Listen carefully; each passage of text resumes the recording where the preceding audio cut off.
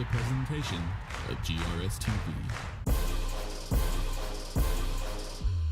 We set the bar high. On top, cause we so fly. Name in the bright lights. Looking like a star shot. We set the bar high. On top, cause we so fly. Name in the bright lights. Looking like a star shot.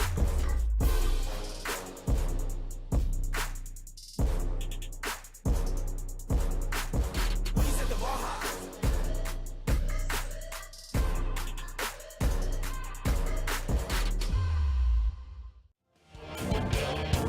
Well, there's a certain excitement in the air. The weather is beautiful. It's Friday night. It must be playoff time here at Homer B. Johnson Stadium, where the District 9-6A champion Sachse Mustangs take on the 10-6A runner-up Rockwall-Heath Hawks. Hello, everyone. Steve Reese here. I'm joined by my partner, Bobby George. Bobby, I tell you what, we are excited tonight. We've got a great game in store for it. Sachse versus Rockwall-Heath. Bobby, I tell you, coming into this game, Brendan George in the offense for the Mustangs, they've really got things rolling here at the end. What's it going to take for them tonight to really put this game on ice? I think you have to open it up, and Brendan George has the great arm. He's got great knowledge of this offense. He's thrown for 2,700 yards this year, 26 touchdowns. I mean, the guy is on fire, and he's got some great receivers. You got Ybarra, Quinn, Lockett, Hanks, Rothrock. These guys can go up and get it. They're all big-time receivers, super fast. They're just going to have to open that offense up. You know, one of the things different this year for this Sachse team that, you know, we've seen it in years past, they've really put an emphasis on defense. They've gotten a lot better the last couple of years, but I tell you, this defense, they're pretty special. Well, they are, because they've only allowed about 14 points a game this year. And in the past, they've always been good at offense. They just had to beat teams 48-45. This year, Sachse's not allowing anybody to get over 14 points a game, so they've been really good on defense. And they've got Corey Walls that's anchoring it down in the middle. They got some big-time number 7 Brunswick out there as a linebacker. They got Avery Chester and Afila. These guys can really get after you from the edge rush. They've got a great defense. Mustangs won the toss. They elected to defer to the second half, so they will kick, and the catch made at the 22 Boom! and then hit immediately, a drop on the return. Boy, that was number 2 for the Mustangs, Dane Norberg, and that's a great way to start for the Mustangs. Well, that's the way to open the game up right there, to make a great hit on the kickoff. And not only that, that was right in front of the student section. Boy, they got to see that one right up front. Gets him fired up right off the bat. That was Cam Smith for the Hawks. And, well, I tell you what, in that scenario, you would have liked to have seen him call for a fair catch, but Norberg there with the hit. And here comes the Heath Hawks. They will start on offense first.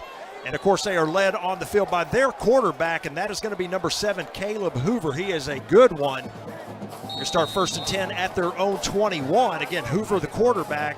He's going to be joined in the backfield by number 4. Looks like Cam Smith to start. Send a man in motion, double wing look here to start. A quick throw out. The catch is made right there on the sideline to number 9. And a good quick hitter there to start the game for Caleb Hoover and the Hawks to number 9, Fletcher Fierro. He's their leading receiver. Yeah, just a nice quick toss out.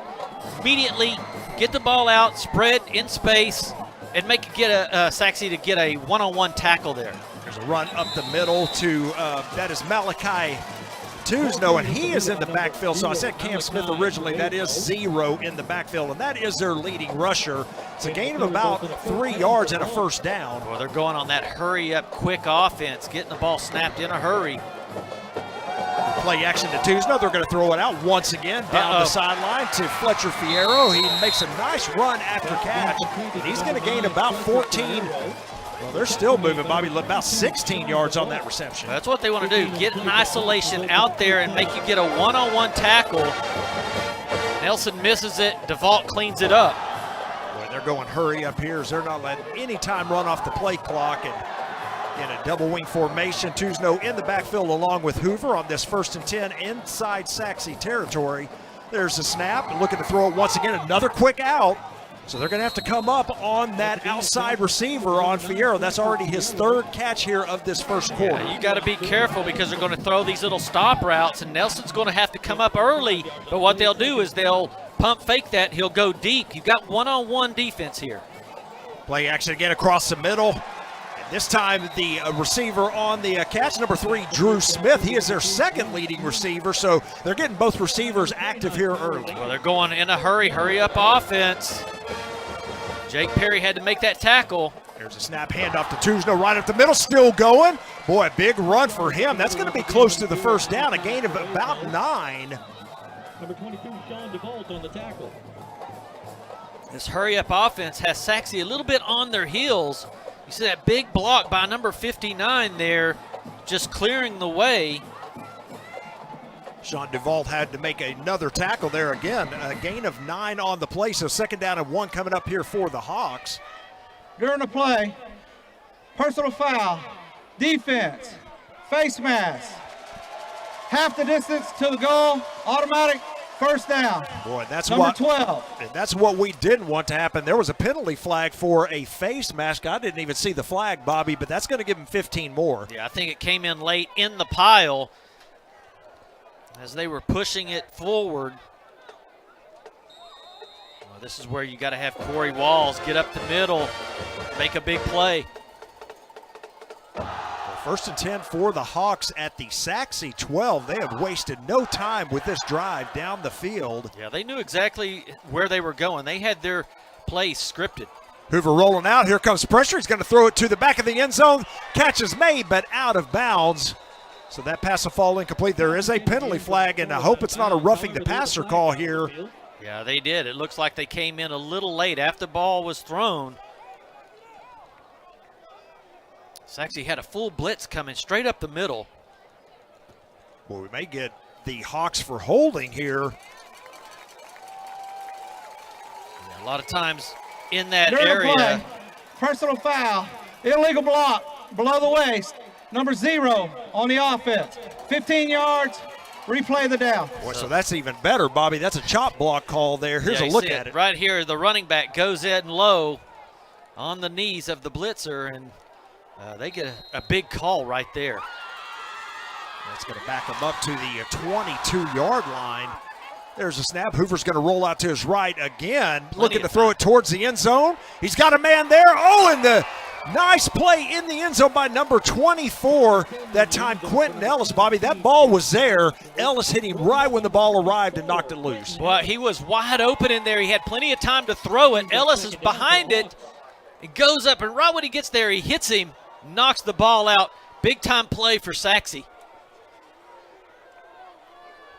So the incompletion sets up a 2nd down and 20 here for the Hawks. Just underway here at Homer B. Johnson Stadium, not 2 minutes into the game. Hawks with their first drive, and they have driven all the way in Sachse territory. Well, that middle of the field is wide open. It looks like they're going to play man-to-man all the way across with nobody on safety. And there is a trips look to the front of your screen. Looks like the Hawks may call a timeout. They are. They want to talk about things here.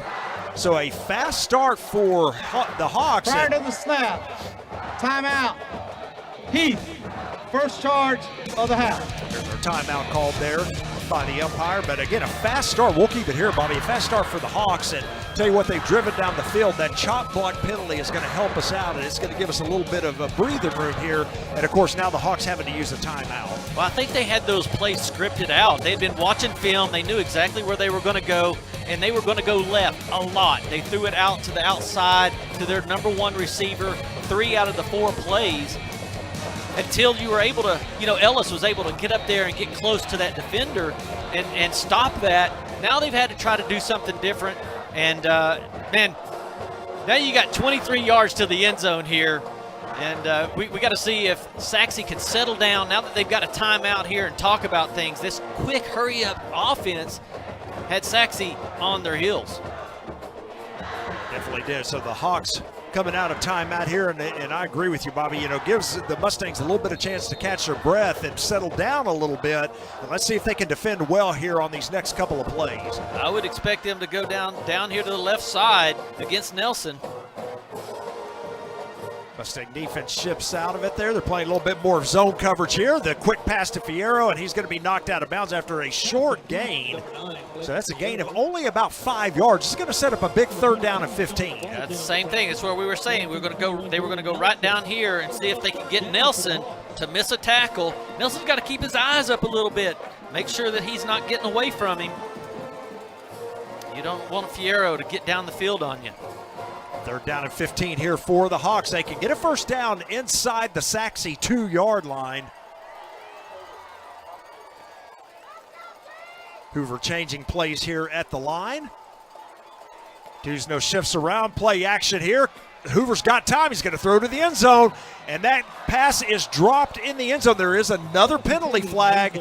Boy, this one may go on the Mustangs. I see one of the Hawk players with a helmet off. Boy, you hate to see a hands to the face. Let's see what this call is. Oh, boy.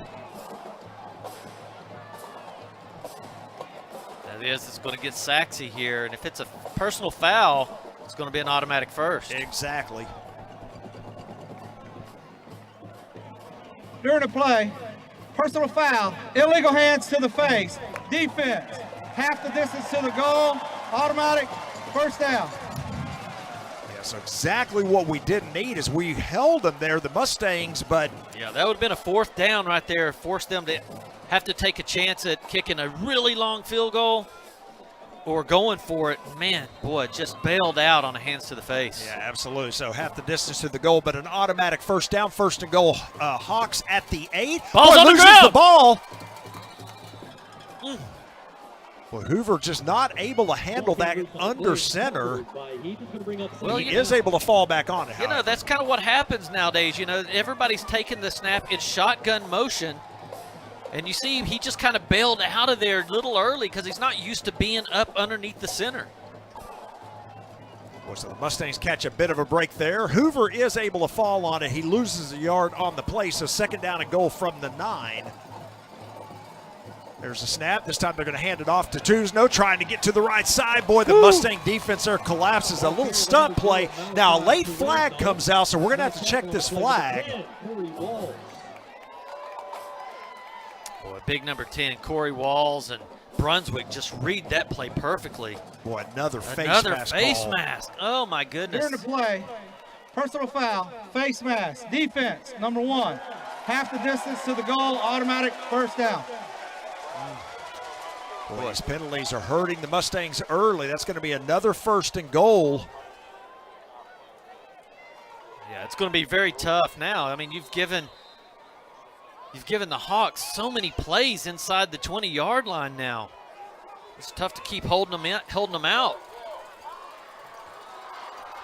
First and goal for the Hawks. A power formation. They're going to throw it, however, to the end zone. Boy, not able to hold on. Just a little bit out of his reach. Looking again for his leading receiver, Fierro, but not able to hold on. Yeah, Jordan Nelson's got his hands full over there. I mean, oh, what a attempt to catch that one. Oh, just bobbled right there. Well, Nelson's got he's got his hands full down there. He's single coverage now, and I'm sure that's where the Hawks is going to go. Yeah, 2 tight ends here. They're going to hand it off. Dusno trying to cut outside to the left. Jumps to the end zone, and he is in for the touchdown.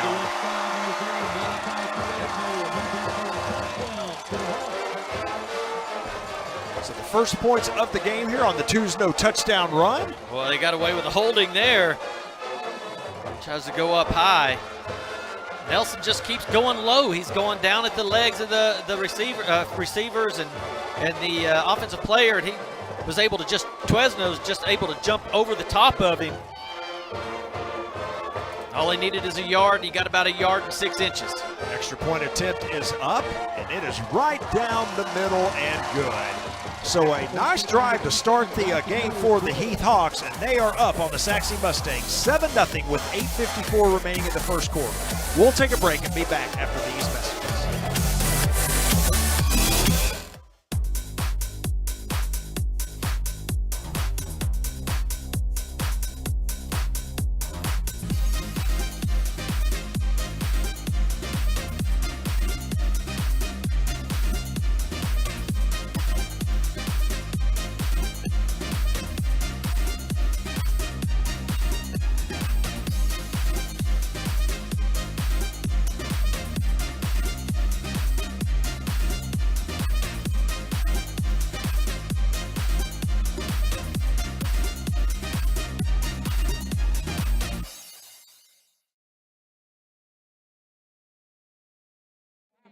Playing very well. We'll keep you updated. There's a look at the student section for the Mustangs cheering on their team. Although they trail after the Hawks just scored on a nice drive. They are up 7-0, but the Mustangs with their first opportunity coming up here. And there's the kick. It's a high end over end kick. It's going to be taking it around the 18-yard line. This one's going to be returned by number 14 of the Mustangs. That is Robbie Rothrog, and he's going to be tripped up around the 27-yard line, and that's where the Mustangs will start their first offensive possession. Defensively, Sachse did a really good job. I mean, they were able to start to slow that Hawks offense down when they got inside the 25, but those two personal foul penalties, 2 automatic first downs inside the 20 was just a little bit much for Sachse. But outside of that, you know, they were doing pretty good. But it was capped off by a 75-yard touchdown drive. So here is Brendan George and the Mustang offense coming on the field for the first time in the game. Of course, he's going to be joined in the backfield by number 28, Brendan Haygood. He's got 3 receivers down to the bottom of your screen, 1 to the top. They're going to hand it off to Haygood to the left. Boy, he's got a big hole. Hello. Cuts through. Come on, baby. He's at midfield, 45. He had a Heath Hawk fall down, and that's going to be a touchdown run for Brendan Haygood. Well, that's how you answer it back right there. Boy, the speed of Brendan Haygood. Great vision. A 73-yard touchdown run on the first play from scrimmage. Boy, big block by Tristan Dobney. The tackle just opened the lane up, and nobody's going to catch Haygood. Boy, opening. That's the way to start it. So just like that, it takes about 13 seconds, and the Mustangs have tied it up, barring the extra point here. The kick is up. It is good. So we'll keep it here. There's a look at Brendan Haygood right there. Boy, I tell you what, the Mustangs can't ask for a better start on offense. That's just a straight handoff to the left side right there. Haygood takes the distance. A little credit to the offensive line there, Bobby. They were able to open that hole for Haygood. Yeah, the only problem with that is now you got your defense. They had a long time coming on that defensive stand they had. They had 7 minutes of being on the field, and now they're right back out there. So 7-7 between these two teams. Again, Sachse comes in at 8-2. They were 8-0 in district play and 0-2, of course, in non-district play. Those 2 losses coming to Prosper and Capel. And, of course, you got the Heath Hawks also coming in at 8-2. Bobby, they were 5-1 in district play. That 1 loss being to Rockwall in district. And they did lose to, a state perennial power, Denton Geyer, in non-district. So 8-2 teams here, and this is exactly what we expected coming in. Yeah, it's been a lot. It's been what you expect all season long, and this is what you're playing for. From the very first practice, you're playing for this game today, and both teams have great expectations. Here is the high, deep kick. It's going to be taken at around the 14-yard line. Here comes the handoff. They're coming back around, and guess what? A big hold down the sideline here. They're at midfield and then finally pushed out of bounds in Sachse territory at about the 48. That takes me back to the days the North Garland Raiders used to run that all the time, where you had that one return man turn around and you have him hand off to him. Watch this, and then all of a sudden you got 3 people crossing and you don't know who he's going to hand off to. Yeah, it's just a little trickery. Everybody is just like, where did it go? And all of a sudden you have Fierro, or I guess that's Darius Bell, taking it down the sidelines. Boy, Sachse was lucky enough to have stayed in their lanes and had some safeties there to stop that one. Of course, talking about the North Garland Raiders, Bobby's, kind of who made that famous at the high school level. Well, guess what? The head coach for the Heath Hawks, Rodney Webb, is a North Garland high school grad. So a little bit of a tie there between the two. But here we go. Hoover on first down. There's a deep throw. He's got a man, Fierro, out there, makes the catch, and he is into the touchdown, in for the touchdown. Yeah, that's exactly what we were talking about earlier. Penalty flag late, but that's going to be one of those after the, celebration. After the play. Yep, taunting or celebration, something like that. But look at this throw. Yeah, that's what we were talking about earlier, is what they were going to do. At the end of the play, got dead ball, unsportsmanlike conduct, number 55. That's his first and a possible ejection. Also, dead ball, unsportsmanlike conduct, number 1, blue. That's his first of a possible ejection. The touchdown is good. Yeah, we were talking about it earlier. They kept throwing that little 5 or 6 yard comeback, and we were afraid that they were going to just do a little pump and go, and that's exactly what they did. And it looked like they had put Quentin Ellis, which has been playing on the other side of the field. They brought him over. Boy, that was just a big-time answer play. Yeah, it was one play for the Hawks to score. So we've had back-to-back plays, for one for each team, where we've had touchdowns. Here comes the extra point attempt. The kick is up, and that one is good. So we've got 8:15 remaining here. Dead ball. False start. Number 1 on the kicking team. 5 yards. We'll replay the try. So we'll hold it here for a second. I said the extra point good. Of course, the false start call, so we'll redo it. Well, what fireworks from both teams here offensively. A little bit longer of an extra point here for the Hawks. That is number 37 for Heath. It's going to be kicking this, Bronson Mueller.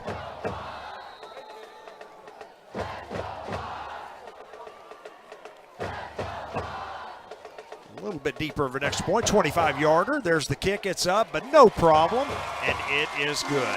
So now let's jump to break. We've got 8:15 remaining here in the first quarter. Our score, Hawks 14, Mustangs 7.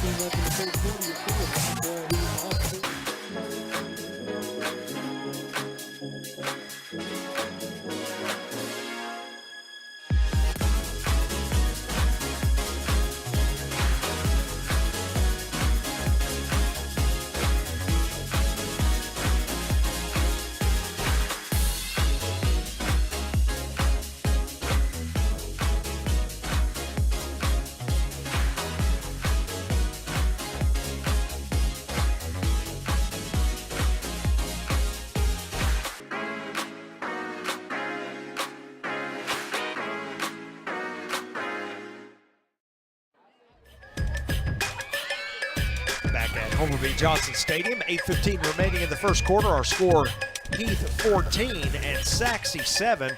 Well, I tell you what, we saw the game start with a long drive by the Hawks, but then after that, it was back-to-back touchdowns. One for Sachse on the 71-yard Brendan Haygood touchdown, or pardon me, 78-yard. And then, of course, you just had that long 48-yard pass to Fierro. Yeah, we've basically seen one play by Sachse's offense. Rothrock with the return. He's going to be taken down around the 26-yard line. So the Mustangs on the field for their second possession. And again, as you said, Bobby, so far only one play, but they do have 7 points. And 73 yards. They got 73 yards on the one play, 1 touchdown. But boy, what an answer by Rockwall-Heath throwing that pump and go deep. Keeps the game interesting, doesn't it? Yes, it does. So Haygood back in the backfield along with George. Mustangs with their second possession here.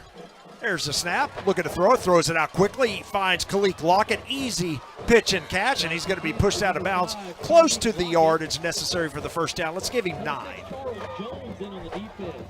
Well, you know, Sachse's got a good offense as well. They've got a great quarterback and a great receiver. He's 6'2" as well. You know, they've got some talent out there just like Heath does, and they're not afraid to use them. Second down and 1, handoff to Haygood coming to the right side. He's going to have the first down across the 40 to the 41. That's a gain of about 6 and enough to move the chains. You talk about Brendan George. I mean, he's thrown for 2,700 yards this season, and 25 touchdowns. They do like to throw it, and he can throw it at a completion rate of 60%.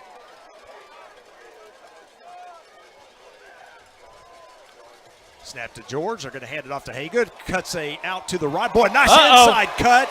Now he's going to take it back outside. Another big run by Haygood as he gets taken down inside the 30.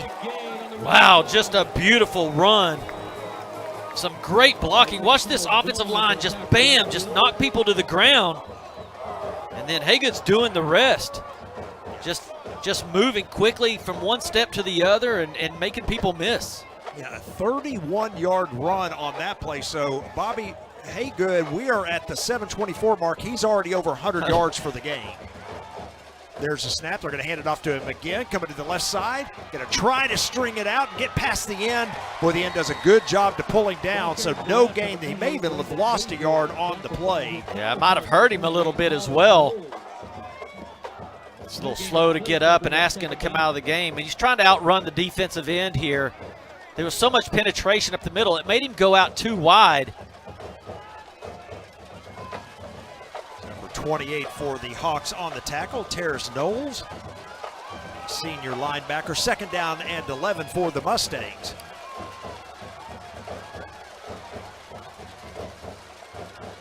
Looks like they put Kendrick, let's see, number 8, Josh Ridge, in the backfield to replace him. Yeah, Ridge, the new running back in the game. We have looks like maybe a timeout called by the Mustangs, so the play clock was running down. Timeout, Sachse. It's their first charge of the half. Yeah, I think they were trying to get Brendan Haygood out of the game. He got tackled on the other side of the field, was slow to get up, and was slow to get all the way across the field. And then by the time they realized Haygood was limping and wanting out, they were trying to get Josh Ridge back into the game. So as he was trying to get in, he was trying to get at the play. It's just too much time came off the clock. Yeah, so the Mustangs used their first timeout of the first half as well. So both teams with one charged timeout have 2 remaining. And well, so the ground game, really the story for the Mustangs so far early in this one. And that's really going to bode well for the Mustangs moving forward.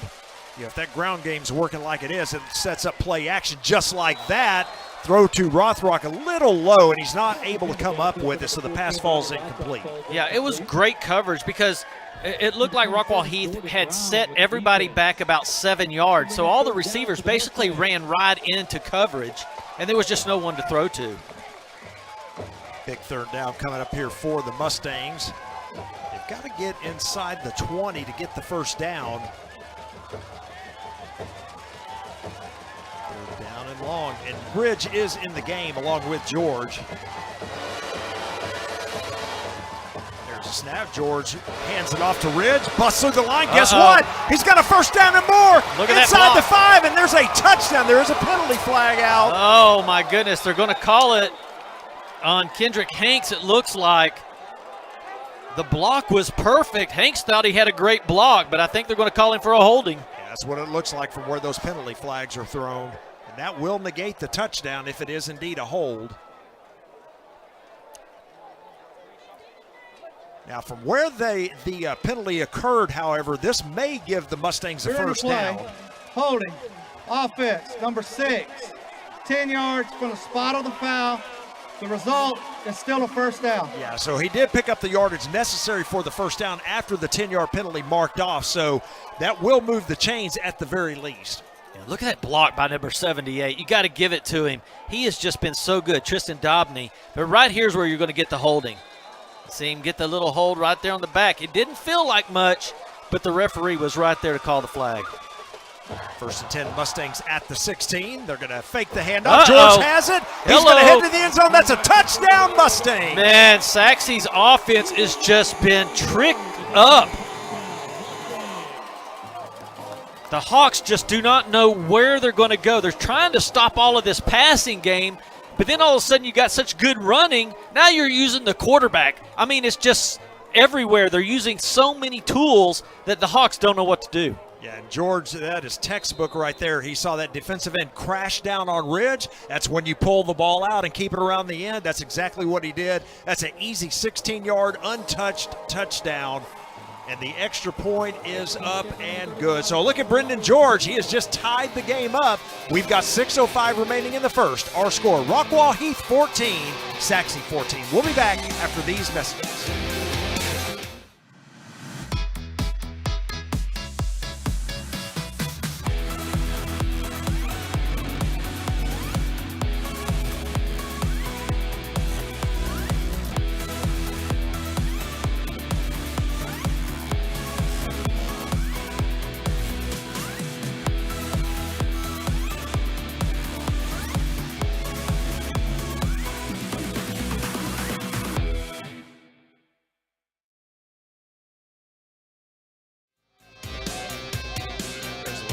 Sachse offense as we come back from the score. Yeah, it was big offensive line. That's Tyler Brewer, 6'4", 293. I was talking to his mom downstairs earlier before the game, and she's just excited about this game and thinking, hey, man, how great would it be for Sachse to be able to move on to the next round? Well, they got to get past a tough Heath Hawks team, but it's 14-all here. We are only halfway through the first quarter. There's a deep kick taken at the 3. It's returned up the middle, across the 22, about the 21-yard line, and that's where the Hawks will start. Well, on that last touchdown, it was exciting to see all those fans getting down there doing those push-ups. And if you look through it, you saw the police officers down there enjoying a little bit of the festivities as well. And they were doing the push-ups, and, man, you get the whole community involved in these playoff games.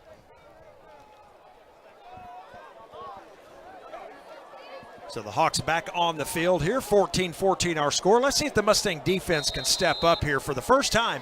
But the Hawks pretty deep in their own territory here at the 21. There's a snap. Hoover throws it out quickly. And, boy, just a miscommunication there between the receiver and the quarterback as Hoover's going to leave that one a little short. Pass ball's incomplete to bring up second down. I think Hoover expected a quick turnaround there. The receiver went a couple more yards forward, so that pass incomplete, second down and 10.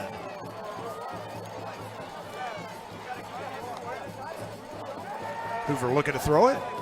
Whoa, good coverage. Yeah, sure was. That was a slant that time, an inside slant, and well, good coverage. As you said, Bobby, the corner came up and got there right at the time the ball arrived, so the catch was good, but only 4 yards on the reception. Yeah, it looks like Sachse may be adjusting to this offense.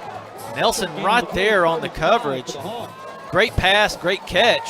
3rd down and 5. They're going to roll Hoover to his left. He throws it out. Is that catch made? I believe it is. So that was a completed catch to number 3, Drew Smith, and that is enough to move the chains. Need about 9. Here they are on that hurry-up offense again.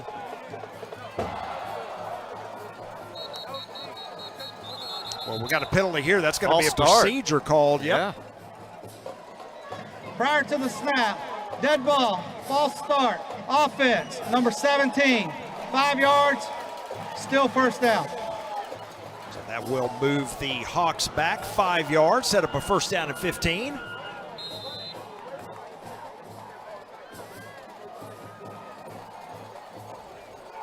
Well, they got that one-on-one coverage. Here we go. Let's see what happens here. Play action here. Hoover's in some trouble. He's going to roll to his right. He's got a lot of room out here. He's going to tuck it and run. Well, it should be a hold right there on the receiver. They didn't call it. As he hooked the corner there as the corner was coming up to make the play, and Hoover's going to get about 11 yards. Yeah, they get great protection right there, and it just drives everybody out. Nelson's out there on the coverage. He gets hooked right there, but still was able to fight through it and make a great tackle.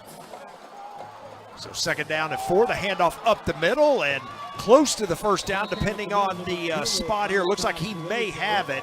That, of course, is the leading rusher, Tuzno. Malachi Tuzno with the gain of 4. That will be enough to move the chains. Yeah, Sean DeVault, the safety, had to come up and make that tackle. If he wasn't there, Tuzno had some time to run.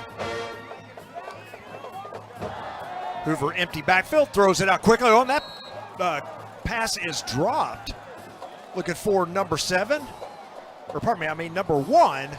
It's Jack Warren, and Warren not able to hold on to it. They're giving them a lot of room out there. They're like 9 yards back, giving these receivers so much room. And they're just doing those little 7-yard stops. So 2nd down and 10 after the incomplete pass. They got one-on-one coverage down here. Quentin Ellis by himself.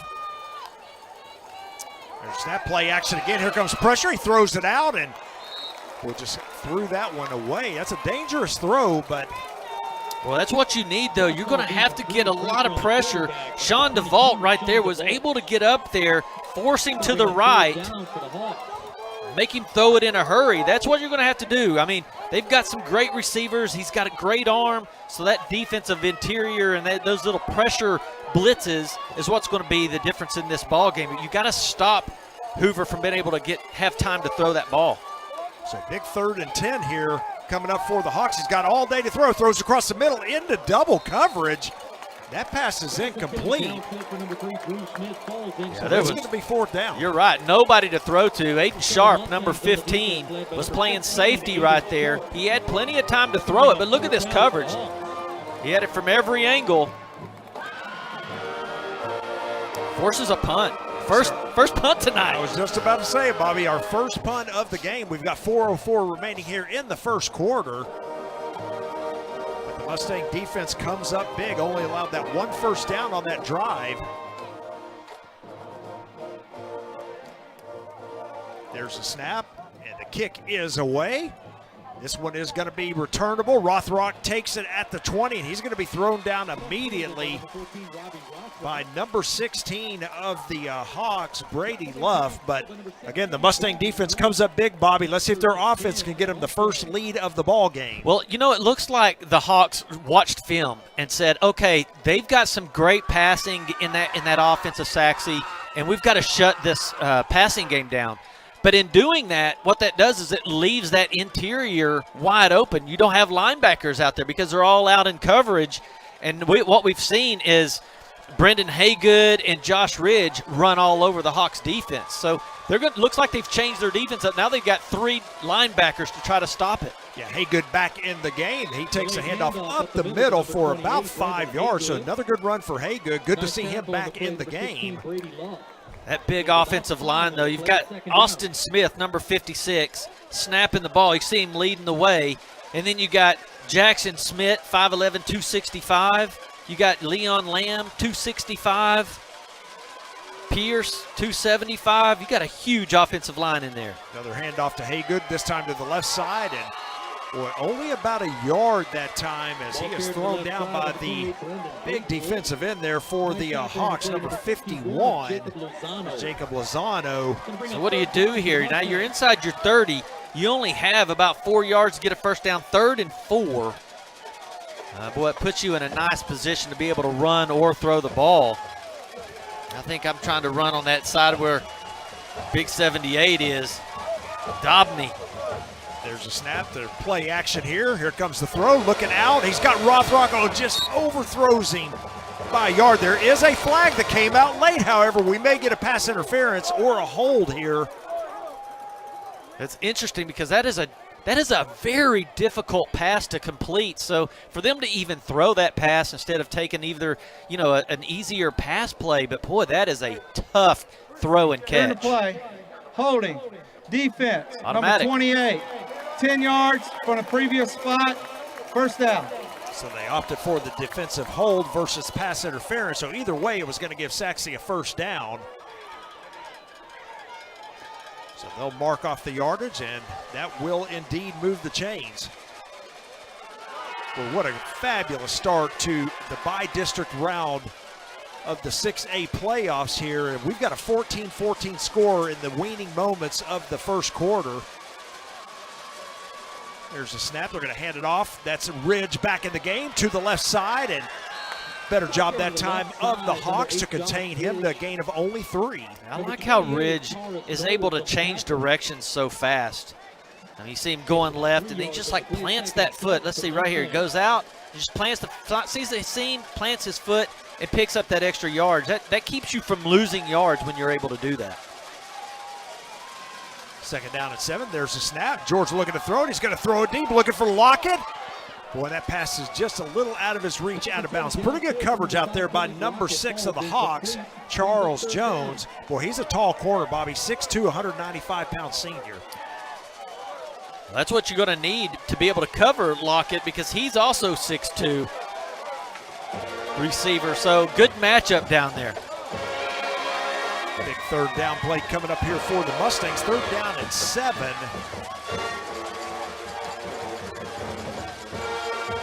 Snap. George looking to throw it. 3-step drop. He's going to tuck it and run. He's got a little bit of room. That makes a nice move. I think the push from the defensive lineman is going to get him the needed yardage. Oh, they mark him about 6 inches short. I'm pretty surprised. Oh, no, they're going to give it to him there. Yeah, watch this. He gets hit from behind, and I think that's what actually got him the first down. Watch right there. Now, his knee was down, but yeah, that was right at the line. Yeah, right. right at the 47. So 1st and 10 for the Mustangs. George is doing it all tonight. There's our snap, handoff coming outside. That is number 8, Ridge, back in the game, and he's going to have a nice run of about 8 yards. Going to mark him just shy of the Hawk 45. Well, they really are doing a good job running the ball. That offensive line is just clearing lanes. See him pulling from left to right. Big number 67. Yeah, just keep it on the ground. When it's working, just keep it on the ground. Yeah, when you got Leon Lamb just pulling for you like that, it's just creating lanes. Oh no, Ridge loses the ball, but I think the Mustangs able to fall on it. That was big 71. Aiden Pierce, it fell on it. But, Bobby, did you see the hole that Ridge ran through? Watch this on the replay. Yeah, they are just, look at that blocking right there. You got to, just a helmet right on the ball, pops it out. Pierce being able to be alert, fall on that thing. There's a look at the lineman right there. Yeah, he's 6'4", 275. It's not easy to change directions and lay out for a ball, you know. 1st and 10 at the Hawk 40. They're going to send a man in motion. They're going to throw to Rothrock, coming out here to the left side, cuts back in. Boy, nice open field tackle by the Hawks. It's going to gain him only about 3 yards on that play. Yeah, but what that does is it makes your linebackers have to be so disciplined to stay outside and follow guys when they're coming in motion. Rothrock comes in motion all the way to the middle of the field, then bounces all the way back out to pick that up. And when you do that, it keeps that defense on their toes. They don't know where you're going to go with the ball. There's a snap on 2nd down. They're going to throw it deep, looking for Lockett down the sideline. Makes the catch, but is not able to get a foot in bounds. Yeah, they just didn't have enough room. Lockett's going to have to give his quarterback a little bit more room. He's running down that sideline, and usually you can do that, but his defender is also 6'2", so it's, George is having to throw it up a little bit further now, so you're going to have to give him a little bit more room. Oh, what a great catch, though. Good catch, but just out of bounds. Lockett was down there. He saw it on the instant replay up on the big screen, and he was like, look, I caught that ball. I had a foot in. Big 3rd down here for the Mustangs. Ball at the 36 of the Hawks. They're going to throw it down the sideline. Boy, it hits the corner in the back. Good coverage out there. That pass is going to fall incomplete. That's interesting that they've went 3 straight passes in a row when they've had so much success, running the ball. Yeah, looking for Santana Quinn, but again, good coverage right there. Yeah, the Mustangs going to keep the offense on the field. They're really in kind of that no-man land. It'd be a long field goal, so they're going to go ahead and go for it here on 4th down and 7. Well, now they've got single coverage down here on Lockett. See George roll to his right. He can run if he wanted. He's going to throw it deep for Lockett toward the inside. One-handed catch! That is a touchdown! Oh, my goodness! No. Wow. Well, he had a step on the corner, but the catch is beautiful. And what a throw on the run. Look at that. Beauty. That is a highlight reel touchdown catch for Khalif my Lockett. Goodness. Woo! On the final play of the first quarter. Well, that was right in front of the student section as well. They got to see it highlight reel. Extra point is up, and it is good. Our new score, 21-14 Mustangs. Boy, Lockett right there, excited. Man, here it comes. Let's see if we can catch it again. What a dime he just dropped it. Brendan George on the run. Throws a 40-yard bomb. Oh, my goodness. Look at this. Wow. Boy, beautiful catch right there by Lockett. That thing didn't bobble one bit. It Woo! just stuck. That concludes the first quarter. So a high-scoring first quarter here, 21-14, Mustangs on top. Boy, how amazing. We'll just keep it here because I don't think we'll have time before the kick. Well, that's the plays that get you to be playing on Saturdays right there. I mean, what a great catch for the last play of the quarter. Man, what a great game. 21-14. Yeah, it's been a good one here thus far. You see Lockett right there. He is fired up. 21-14. Boy, I tell you what, we're in store for a high-scoring game, it appears. This may be one of those who can settle their defense down first is going to be who wins this game. Well, we did get to see a couple of punts, and that was actually a 4th down play that ended up, they did get them down on the 4th down there. It might be slowing down just a little bit. We shall see after that lock and catch. Boy, I tell you, the offenses, again, they are in sync here. We've just had that one punt, as you mentioned, Bobby, in the first quarter, and we are set to kick here after the Sachse touchdown for the start of the second quarter. There's the high end over end kick, going to be taken at around the 13. This one going to be returned to the left side and going to be pushed out of bounds around the 29. So pretty decent field position here for the Hawks to start, but they trail for the first time in this game. Yeah, and Sachse Mustangs had a little bit of time to rest that defense and get talked to by the coaches. They were down there in the huddle, giving some instructions. Hey, how can we stop these passing game of the Hawks? And let's see if they've convened over there and figured something out. It's been the Hawks, the biggest thing they've had going for them really was those 2 big penalties for the Mustangs inside their own 20. It gave them so many plays down there that the Hawks was able to put that one in for a touchdown. And then the Hawks has just been able to, this quick-paced offense, man, you got to be ready to go. As soon as they get up to the line, they're snapping it.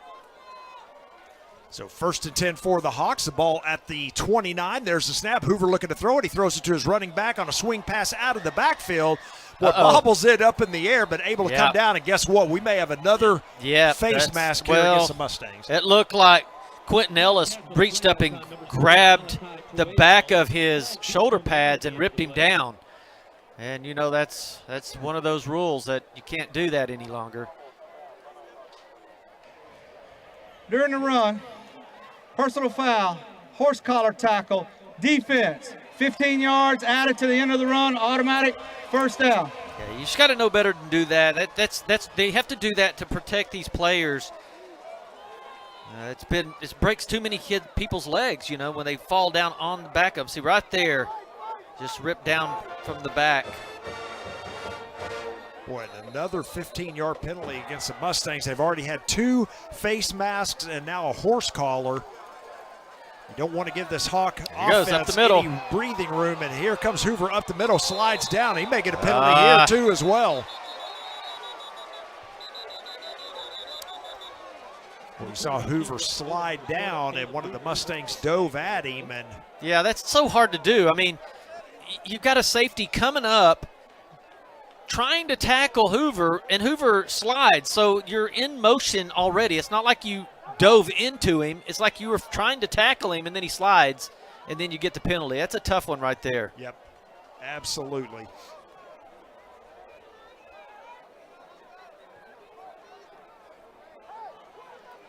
And they're going to say that he hit him in the helmet, I think. That's not going to be good if that's the case. At the end of the play, personal foul, targeting, non-flagrant, 15 yards added to the end of the run, automatic first down. So there's another 15-yard penalty called against the Mustangs here. Yeah, the penalties, and they haven't been small penalties either. I mean, that's 4 15-yard penalties in this game. And that one, those 2 are 30 yards in 2 consecutive plays. That's going to put them down inside the 30-yard line.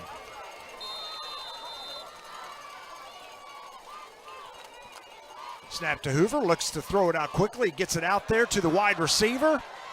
Boy, and then the Mustangs over to make the tackle after a gain of about 6, maybe 7 more. Boy, but I'll tell you again, the penalties are really hurting Sachse here in this first half. Yeah, but those are easily cleaned up. I mean, those are all personal foul type things. I mean, they've had 2 face masks, a horse collar, and a targeting. You clean that up, and that defense is looking good. Play action here. Hoover's going to throw it toward the end zone. He's got a man out there. The catch is made. That is going to be a touchdown for the Hawks. Number 3 comes down with it, Drew Smith. Well, what a tough catch right there. I mean, a beautiful pass. 30 yards in the air, opposite side shoulder catch. Yeah, looks like he got even both feet in bounds.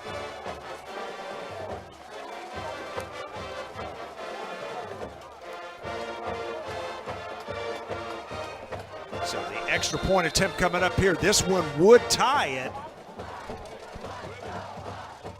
There's a snap and hold. The kick is up. And that kick is good. So a little bit of back and forth here. We saw the Mustangs take the lead, but the Hawks just answered. We've got 10:55 remaining until half. Our score, Heath 21, Sachse 21. We'll be back after these messages on GRS TV.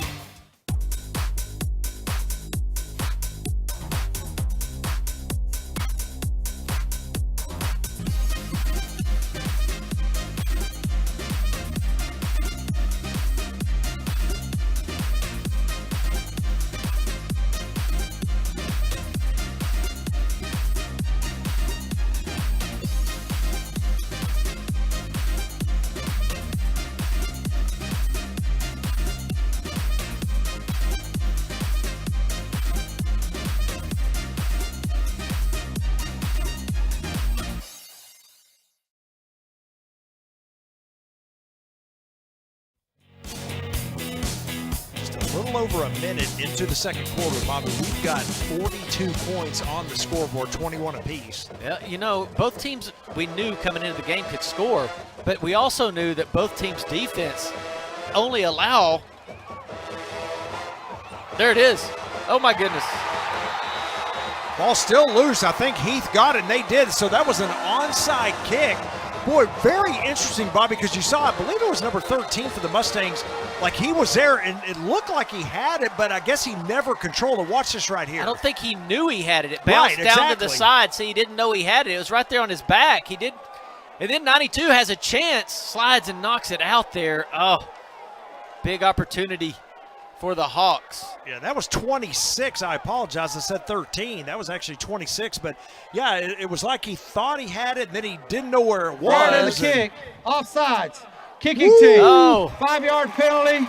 We'll replay the kick. Oh, my goodness. Yeah, the Mustangs catch a break. Yeah, absolutely. So the offside will negate the onside kick there. They're going to have to re-kick this one. Yeah, and, you know, it's just like we were talking before that. It's the defense on Sachse's defense. They've only allowed like 14 points a game in the last 5 or 6 games. And the same with the Hawks. The Hawks have only allowed 3 out of the last 4. They've only allowed 3 points a game. And now all of a sudden you've got 21-21 this early in the second quarter. So we're going to re-kick. This will be kicked from the 35. Well, I tell you, you're going to have to be ready for every single thing because in the playoffs, it's win or go home, and these coaches are throwing it all out there. You got to be ready. You can't be thinking, oh, they're going to just kick it off or pooch kick it. You've got to be ready for every single thing. Trick plays, gadget plays, everything's in play here.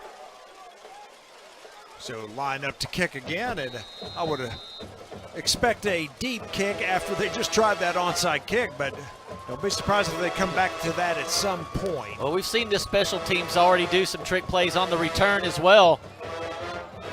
Catch made at around the 12. This one's going to be returned. That is number 9 with the return. He's going to be out across the 25 before he's upended.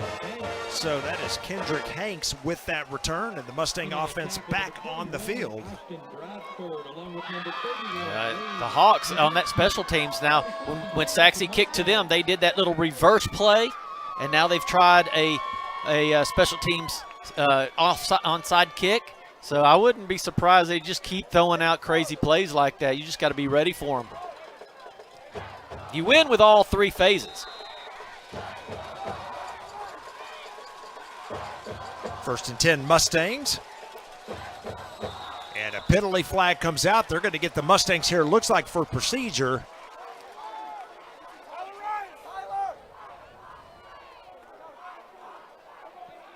Prior to the snap, dead ball, false start, offense, number 57. 5-yard penalty, replay the down. Correction, 67. So the penalty called against the Mustangs. It's going to back them up 5 yards. Haygood back in the backfield for the Mustangs, so they're alternating here between Ridge and Haygood early on. There's your snap. play action. George with the throw out, trying to get to the outside, cuts it back in. Boy, nice tackle out there by the corner, and gain of about 4 yards. Actually, they're going to mark him down around the 24, so a gain of about 3 on that catch. I mean, Heath gets that ball out there so quick.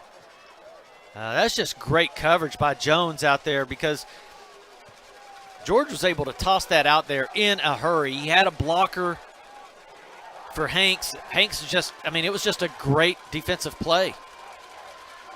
Second down, they got a trips look. They're going to send Hanks in motion, fake the handoff. George cuts it to the right. Oh, he gets tripped up. Boy, he had a lane open right there, Bobby, but he gets tripped. Oh, he knows it too. Well, it was a lot of action going on in that backfield. Having Hanks coming in one direction, everybody going different places. Oh, he just turf got him. Yep. Boy, he had a lane there as well. He may still be running. I tell you, you've got one-on-one down here at the bottom of the of your screen with Santana Quinn. George looking that way, but here comes pressure. He's going to try to escape. He gets he by does. the man down the sideline. He's going to have the first down. Steps out around the 43-yard line, but plenty of yardage for the first down. That is a gain of 18. Boy, it's just super fast. He doesn't have it. Quinn gets covered up with a safety coming over the top, and he realizes it, and then it's like, oh, I've just got to outrun everybody. And he's used to running. He's had 49 attempts on the year, 383 on the ground. It ain't like he doesn't know how to run. When he gets the opportunity, he can do it. There's a snap, handoff to Haygood, coming up the middle there and breaks one tackle. And then finally taken down around midfield by 2 Heath defenders. That's number 10 and number 16 with the tackle. Well, I just love watching Dobney play. Big number 78. You look at him driving his player down the field. I mean, he will put you in the bleachers. Haygood likes to run behind that big number 78, Dobney. 6'1", 235-pounder. Gain of 7, second down and 3 for the Mustangs. There's a snap. George fakes handoff, keeps it himself to the left side. It's going to be about a yard shy of the first down. They're going to mark him inside Heath territory at the 48 and set up a third down and 1. Yeah, just an RPO. Just let the quarterback read it. Going to be 3rd and 1 for the Mustangs.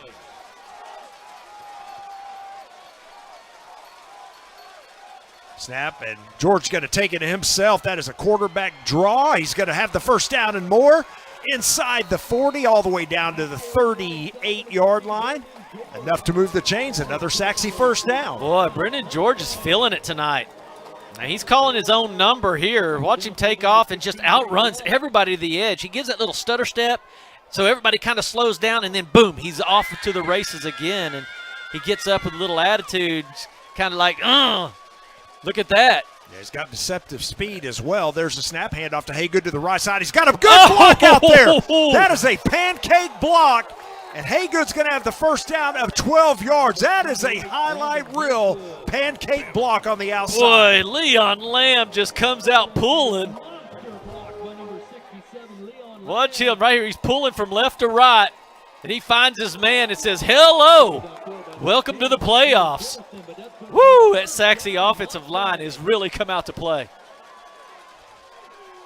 First down and 10 for the Mustangs, driving once again on this Hawk defense. There's a snap. Haygood with the handoff in the backfield. Tries to hand it back off to George. He does. Throw it away or something. Get rid of that dude.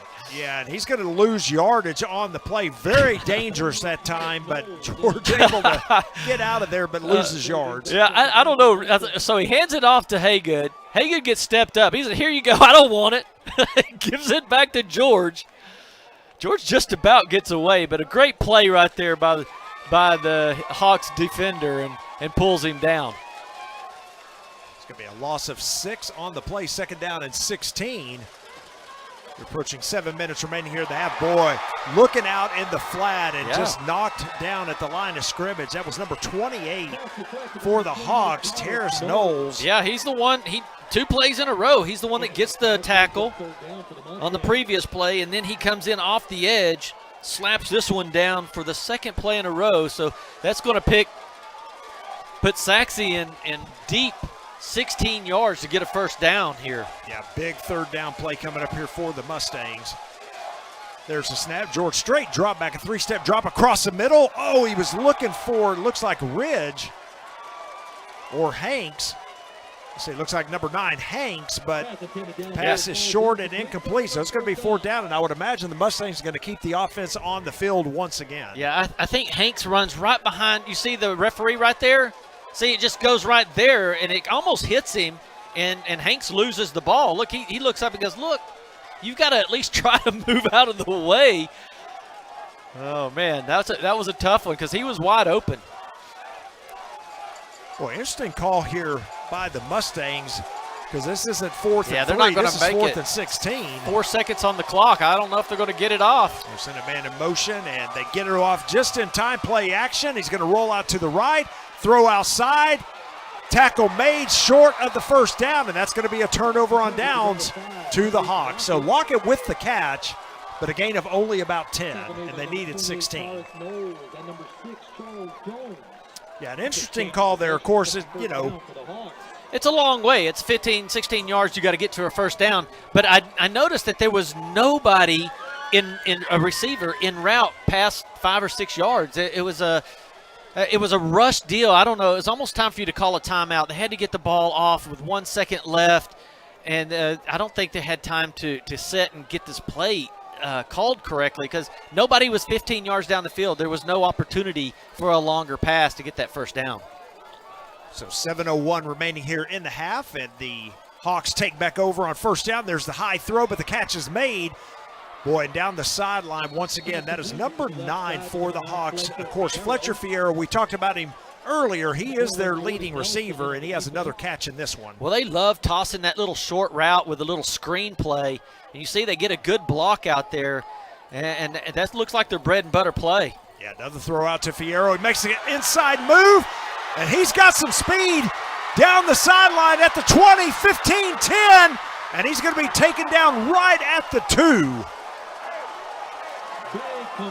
Yeah, that's their favorite thing. They're just throwing little 4 and 5 yard passes to him out there. See if he can catch some room, make somebody miss. And we've talked about it tonight. 21, Jordan Nelson, he's just got his hands full over there. Yeah, you can certainly see why they like Fierro, why he's the leading receiver. He's 6'1", 190 pounds. He is a senior. A nice run after the catch that time, and for the Hawks looking to regain the lead here.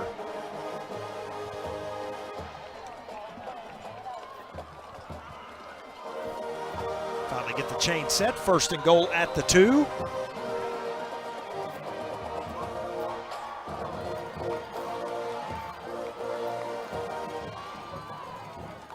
There's a snap to Hoover. He's looking to throw it. It's that back shoulder fade, and there you go. Jordan Nelson does a great job right there. Plays on that corner. That's what you got to do. You got to play that short route and then adjust to the long one. Little holding there, but if they don't call it, it wasn't holding. Hey, you didn't see it. That's right.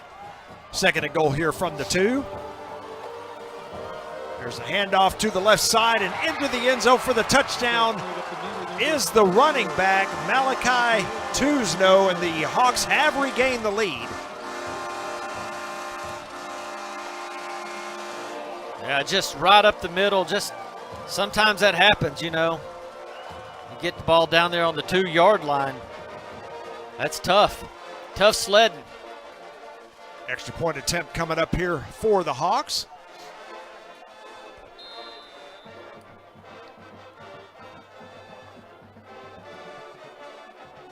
A lot of scoring here in this first half. There's the snap and hold. That kick is up, and it is good. 6:25 remaining here until half at Homer B. Johnson Stadium. We've got a good one. Our score, the Heath Hawks 28, the Sachse Mustangs 21. We'll be back after these messages.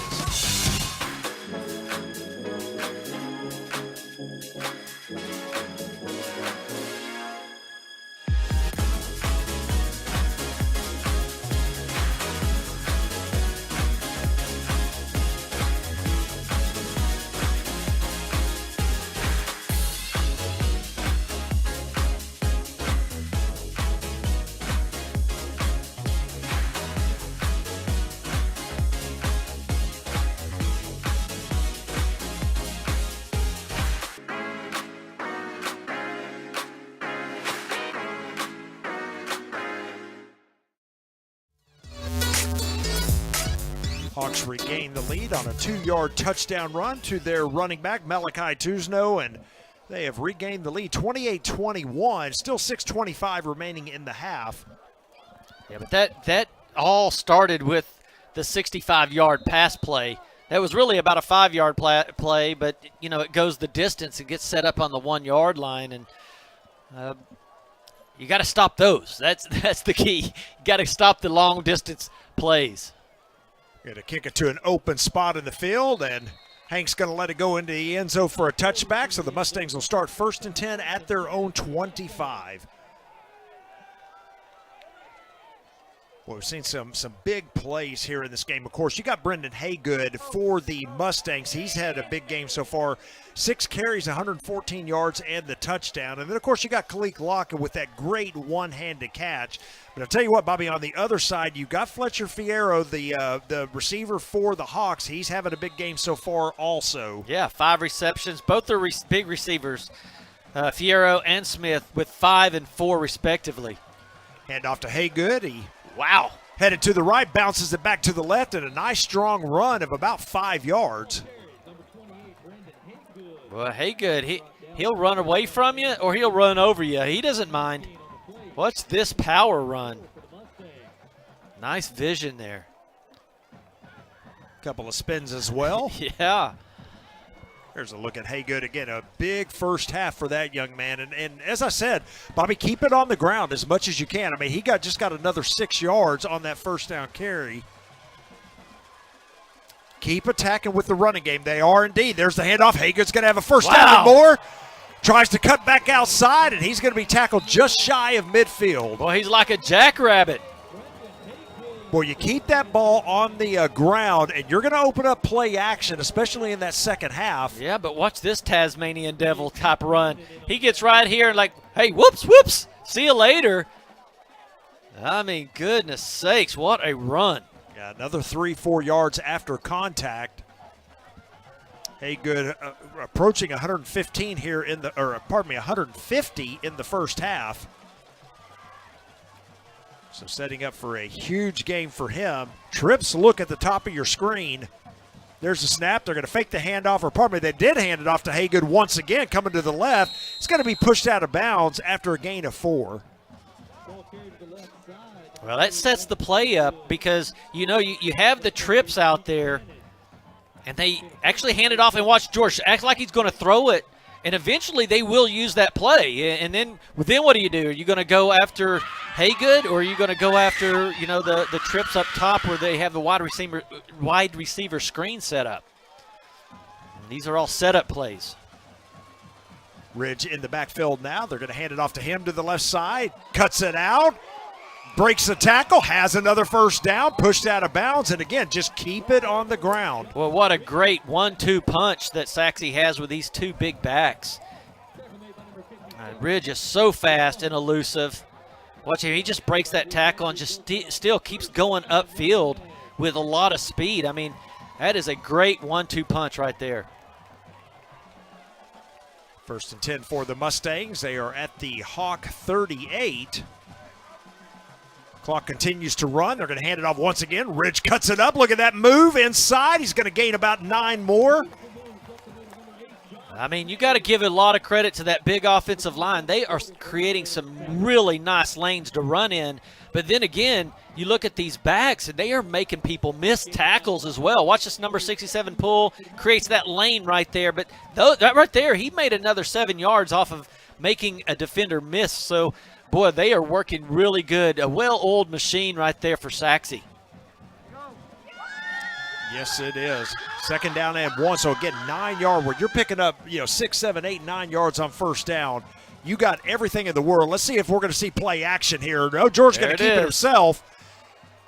Stay in there, keep that first down, George. He almost ran back out of it. As a first down, I thought maybe they'd throw that one downfield. I did too. They've got Quentin down here. Now, he's a 6'2", Santana Quinn down here on the bottom of the screen, and he is by himself. I mean, it is like one-on-one coverage. And I think they're just kind of lulling everybody to sleep, running the ball, running the right side, and then they're going to use him eventually. But Keep running that ball. You're picking up first down. You're picking up 8-9 yards of carry. Yeah, this time they send Hanks on the end around. They're going to hand it off to him. He breaks one tackle and then gets thrown out of bounds after a gain of about 4. Plus, they're keeping their defense, resting them up. I mean, these real quick touchdowns, putting your defense back out there sometimes wears them out. You keep these things going where you're just running the clock out. You're being real secure with the ball.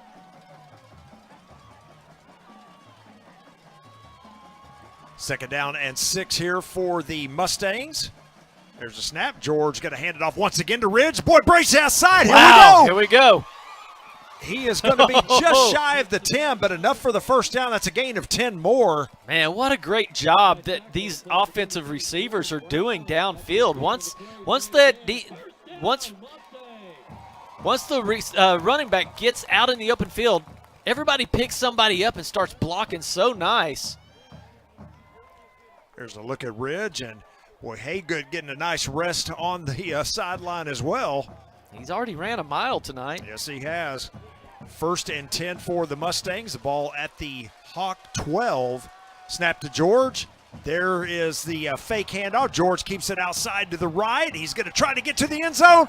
Gets upended at the 1. They're going to mark him just shy. That's going to be another first down on the 11-yard gain. So it's going to be first and goal Mustangs. Well, you know, we talked about earlier that George isn't afraid to run. He's attempted 49 times coming into this game, but they don't usually just run him constantly. But this game plan has changed a little bit. He's running the ball a lot. It's their second charge of the half. I think they had to take a timeout for George. I mean, I think he's worn out a little bit, and that may have hurt him.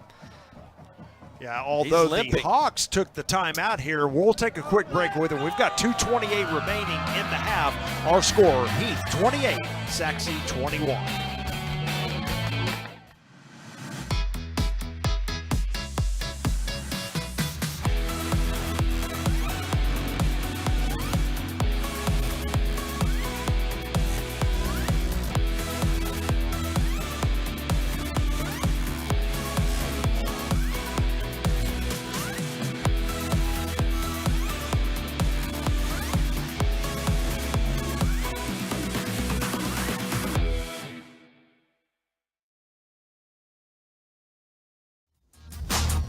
Timeout, and we were just talking about the fact that as they came over to the sideline, George had a towel on his face, so we're not sure if maybe he got cut by a face mask or something on that tackle, but yeah, he's hurting a little bit, and I thought that Sachse took the timeout. It's surprising that Heath did, knowing the quarterback actually got hurt over there, but it gave him a little bit of time to catch his breath. First and goal, Haygood back in. They're going to hand it off to Haygood, and boy, the Hawk defense is up to the task. He's going to lose 2 yards back to the 3.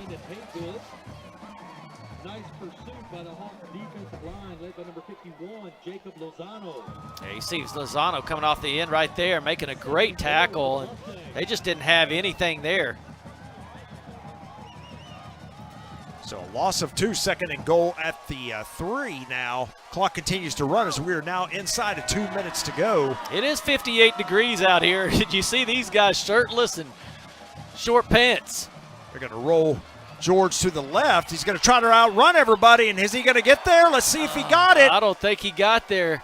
Yeah, they're going to mark him short. It looks like he's got to be just – oh, they're going to mark him at the 1. I thought he was inside the 1, but – I did too, man. I think that's pretty much a bad spot, but he had to run a little wide because that defensive end gets there, tries to get low. Yeah, look at the ball. He's still in bounds right here, and he's close to the pylon. I think that's a bad spot.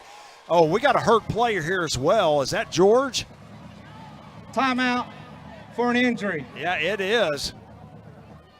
So that is a timeout for the injury. So that also means George will have to come out on this big third down play.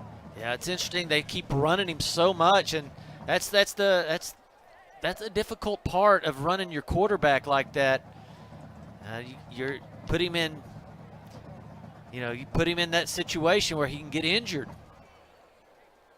Now, Sachse, of course, they've got the option here. They can call one of their timeouts if keep George in the game. But if not, he's going to have to come out for at least one play on this third down and goal. But they're taking a look at him.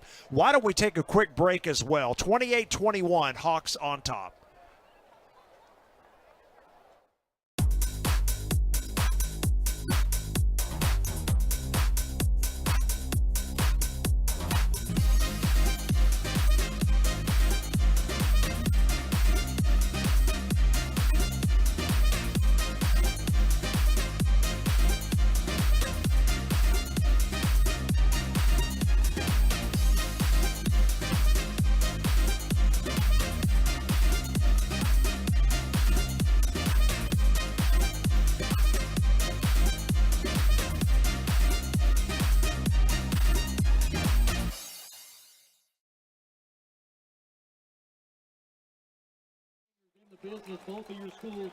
Back to action here. George is up on his feet. You can see him right there at around the 15-yard line. And again, he's taking two kind of back-to-back, hard hits here. And there's a look at George right there. And our head athletic trainer, Coach Kathy Mike Colby, you will not find anyone better in the business than what she does. Taking a look at him. Hopefully he'll be okay. You can see the plug in his nose as well. So, Bobby, you were mentioning earlier, you thought maybe he might have had a nosebleed, something like that. It looks like that is indeed the case. And again, he's going to have to come off for at least one play here. Yeah, when he was running to the right side, he took that big collision. He got up, he was really shaking a little bit, and then Heath takes the timeout, gives him chance to catch his breath, but right here is where that happened. Looks like he took a really hard hit. He gets up shaking. Heath takes the timeout. He has the whole time they have a timeout, they have a big rag on his face trying to stop bleeding or something going on there. And then the very next play, they kind of run to the left side and he gets hit again.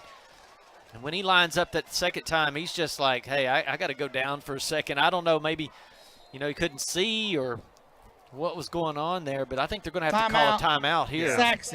It's our second charge of the half. Yeah, they're going to call their second timeout. We'll just keep it here and just talk a little bit, about this next play. Now, this is a big play. Again, it's going to be 3rd down and goal. And again, I think they could bring George back in if he's able, by virtue of them calling the timeout here. We'll see if they do that. But, of course, if not, they're going to have to run this 3rd down play with their backup quarterback, unless they want to go with some type of a wildcat formation. Which they do. They'll use Kendrick Hanks as that wildcat. Exactly. And he's very capable. He's super fast, big, strong, and this is where you would use him anyway if it was 3rd down and 2 on the 2 or 3rd and 1 on the 1 yard line. This would be a good time to play that. But again, when you're running your quarterback, a lot of times that's you susceptible to getting hurt. Yeah, you saw George trying to come back on the field, but the coaches said no, go ahead and stay on the sideline. So they're going to run this play without George. And here we go. So at quarterback, looks like we've got number 19 in at Chase quarterback. Thomas has come in. Yeah, Chase Thomas, he's the athlete. Let's see what this play is. He's going to take the direct snap, try to go up the middle. They're trying to push him. Is he going to get there? I think he did. Offensive line just pushed him in the end zone. I think they did. That's a touchdown, Mustangs. Wow, that is a scrum and a half, and there's where you get that big offensive line. Yes, he was stopped short. Yes, he was. Watch Haygood start the push as well. There's where it comes from, and then all of a sudden it just turns by big number 71 down there. Adrian Pierce, we've called him a couple of times, but he was the driving force to push him into the end zone there. Look like the Philadelphia Eagles there. Boy, it's hard to stop when you got that kind of offensive line. And a push from your backs as well. So the Mustangs looking to tie it up here with an extra point. There's a snap and hold. The kick is up, and it is good. So just like that, we are back to even, 28-28. We've got 137 remaining. But I'll tell you, the concern here for the Mustangs is going to be George. Now, again, he tried to come back on the field, so it appears he's okay, which is a good sign for the Mustangs. But, boy, I tell you what a great drive that time, Bobby, down the field, as, most of that, the majority of the yardage on the ground. Yeah, I don't remember him throwing maybe but one pass that entire drive. I mean, it was Haygood and Ridge and Haygood and Ridge. You see the police officers getting into that with the student body doing those push-ups. They're going to be sore tomorrow because there's a lot of scoring going on in this game. Boy, big drive there by the Mustangs. Again, 28-28. What a first half it's been here at Homer B. Johnson Stadium. Hope you're enjoying this with us. Mustangs set to kick this one off. And the Hawks will have 1:37 left on the clock and only one timeout. Mustangs with one as well. Boy, it's just the Hawks with 45 rushing yards and Sachse with 295 rushing yards. It's I don't know, Sachse likes to throw the ball. Little pooch kick here, and comes down to number 13. He's going to have pretty good field position, too. They're going to tackle him around the 43, so get no fair catch called for, and so the return man just takes it upfield, gets about 12 yards on the return, and you know, this Hawk offense pretty potent through the air. Yeah, definitely. Spectacular halftime show. Expect nothing less from Rockwall-Heath and from Yeah, he gets Sachse him about Mustangs. 13 yards on that kick return. But yeah, it's kind of odd because Sachse is such a throwing team. George throws 2,700 yards coming into this game with 25 touchdowns, and he's only got so far 59 passing yards. It's just an opposite thing where now they're running the ball constantly, barely throwing it. They haven't really had to. I mean, you know, you're getting 294 yards on the ground so far between Ridge and George. Obviously, the quarterback's running the ball, and Haygood. 1st and 10, there's a snap, quick throw out, the catch is made. And down the sideline and pushed out of bounds for a gain of about 6 yards is number 3, Drew Smith. Well, that's the Hawks' bread and butter right there. They send their guy in motion to the left, and it sets up a huge wide receiver screen. And they like to pick up 6-7 yards, and eventually we've seen that where they broke one for the distance 70-yarder. There's a snap, play action here. Hoover's going to throw it across the middle. He's got a man. Catch is made, and then he's tackled at around the 31 of the Mustangs, so that's indeed enough for the first down. Boy, they are moving the ball quickly. Yeah, Sachse has just had no answer for all of these passes right over the middle. And oh, there's the answer, O'Feely. A big hit right there on Hoover. Did not see him coming, and O'Feely comes in with the big sack. Boy, as I'm saying about needing an answer, then you get that shot by the Texas Tech commit. Timeout. Heath. It's their 3rd and final of the half. So they're going to call up their 3rd and final timeout. And why don't we just keep it here, Bobby? We've got 104 remaining. Boy, what a big hit. You know, and O'Feely's been kind of quiet tonight. We really hadn't called his name, but comes up big on that play, and there's a look at him right there. You know, Sachse needs that. I mean, they've been able to complete so many passes already in this game. They're passing, let's see, Heath has got 210 yards in passing already in the first half. And so these defensive backs kind of need some help from that defensive line. Those defensive ends need to start putting a little bit more pressure. Walls needs to be able to get up the middle a little bit and try to stop that passing game. So here we go, 2nd down and 16 now. There's a snap. Hoover looking to throw it. Quick throw out once again to the leading receiver for the Hawks. That is Fierro once again. Brings up 3rd down for the Hawks. Yeah, Fierro is up to his 8th catch already. And more importantly, only 5 yards on that reception. So big 3rd down and 11 coming up here for Heath. They've got to get to the 21-yard line to pick up the 1st down. So big play here by the Sachse Mustang defense to see if they can hold. See if O'Feely can get back in here again. There's a snap. Here comes the pressure. It is O'Feely chasing him out. Hoover's going to throw on the run toward the end zone. That's a catch. That's a touchdown.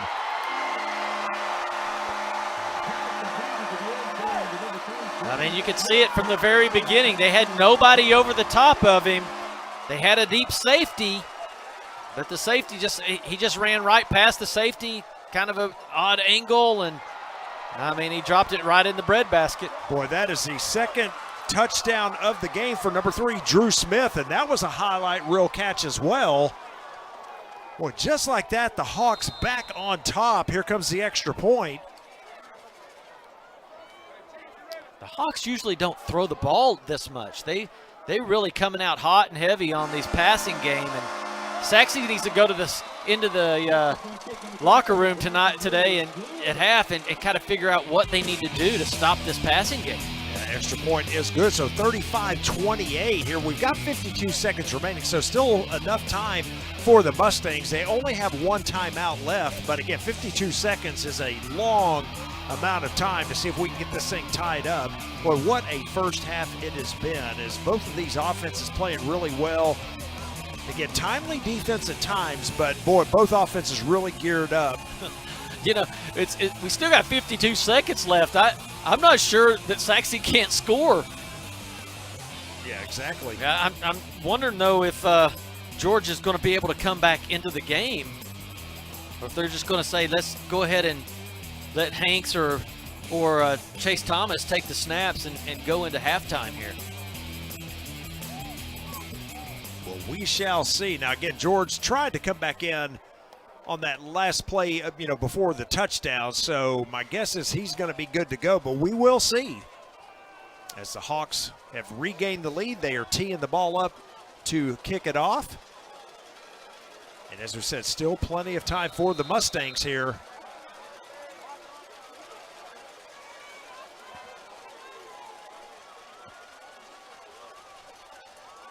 And it is a deep kick. It's going to bounce it around the 8-yard line, going to the end zone. And the Mustangs will start 1st and 10 from the 25. Number 16, Brendan George, is coming back out on the field. There's a look at him right there. He gave the thumbs up, saying he's good to go. And again, they've got 52 seconds remaining. They can score in a hurry. Yeah, Heath has no timeouts. Sachse has one. Yeah, what you want to do right here is get those quick out routes. Pretty much what we've seen Heath do in this game. Just kind of methodically move down the field, try to save that timeout. You can get maybe one deep pass in the middle and use that timeout. But let's see what they do here. There's George. There's that quick throw out, just like we thought. Rothrock with the catch, but he is inbounds. He may have been going to Santana Quinn on that one. I think you're exactly right. I think both were in the same area. That was passed to Quinn because he could have made the catch and stepped out of bounds. Rothrock goes up and gets it. Yeah, here we go, George. There's empty backfield, quickly through. Now, this one does go to Quinn, and he does get out of bounds. And as you said, Bobby, I think that's what they were trying to do on that last play as well. This is where, Sachse can get you right here because you think that's what they're going to do again, and then they'll just breeze right past you on the little pump and go. So 1st and 10 at the 41, exactly 30 seconds remaining here in the first half. Empty backfield, of course. Snap to George, looking to throw it out quickly, throws it out. He's got Hanks. Hanks goes out of bounds. Short gain of about a yard. That pass took 4 seconds off the clock. Brings up 2nd down for the Mustangs. A little bit of a late tackle out of bounds as well, but no penalty call, so 2nd down.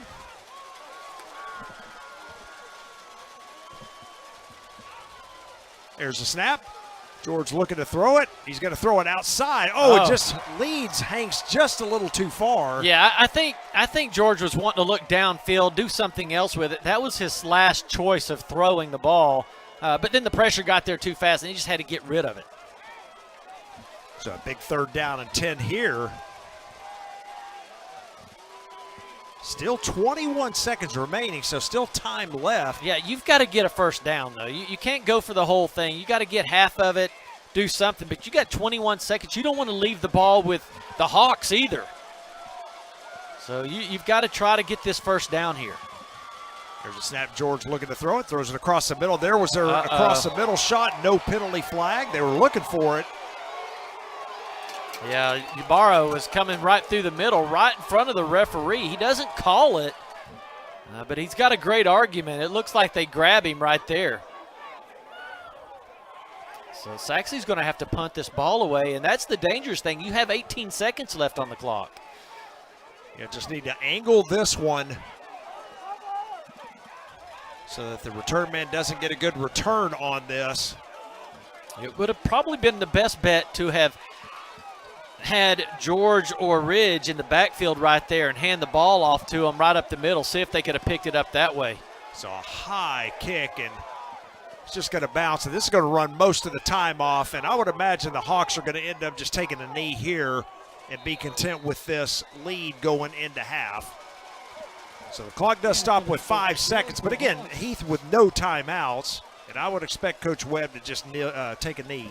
You think so? Yeah. I don't know, man. The way they've been putting up points, 35-28, both teams just been able to really do whatever they want out there and score points. Yeah, the one thing you don't want here, though, is a turnover. Bad play. And yeah, exactly. Yeah.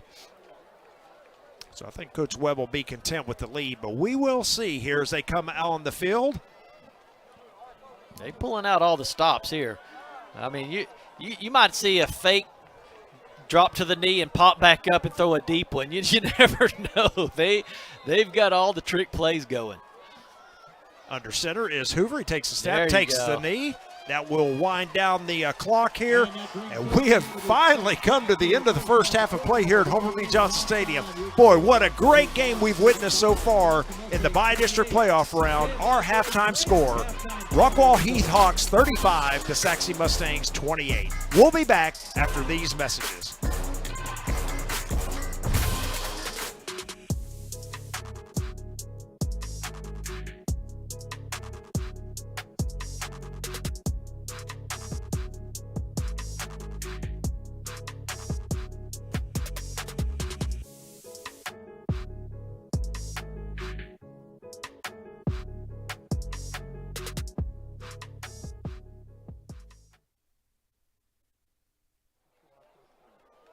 Please sit back, relax, and enjoy halftime.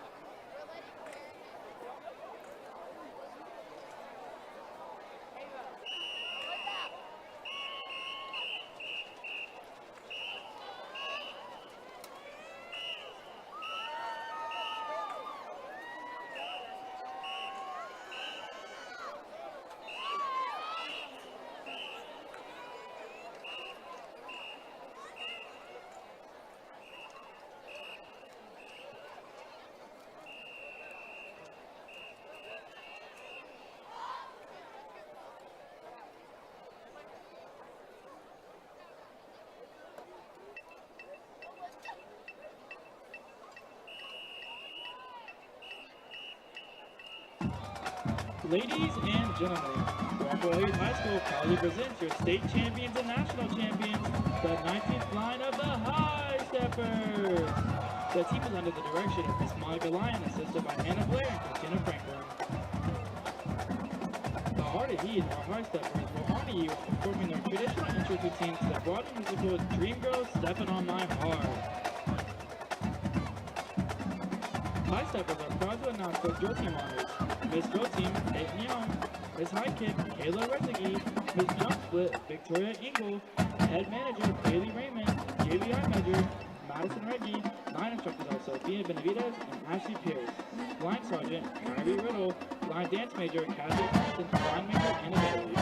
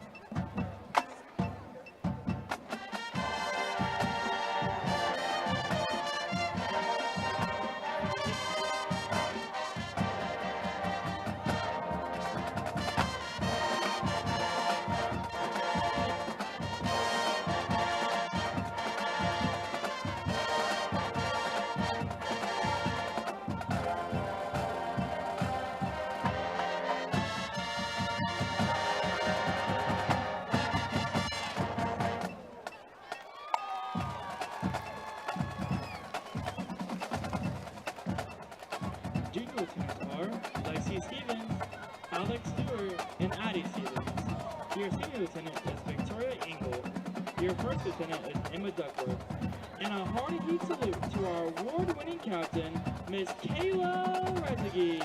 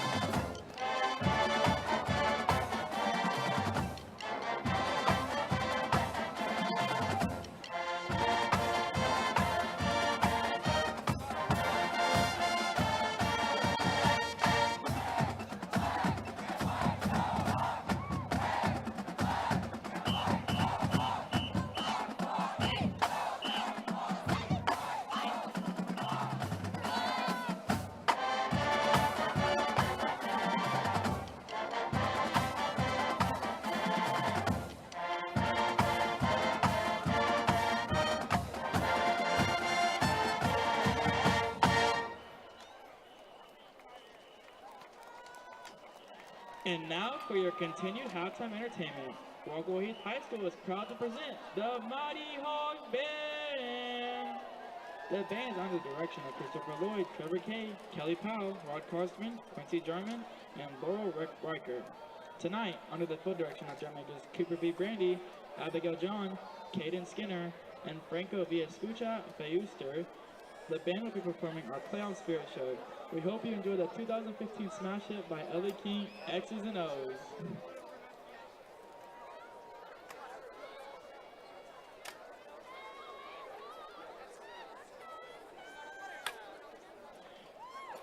Drum major, is your band ready?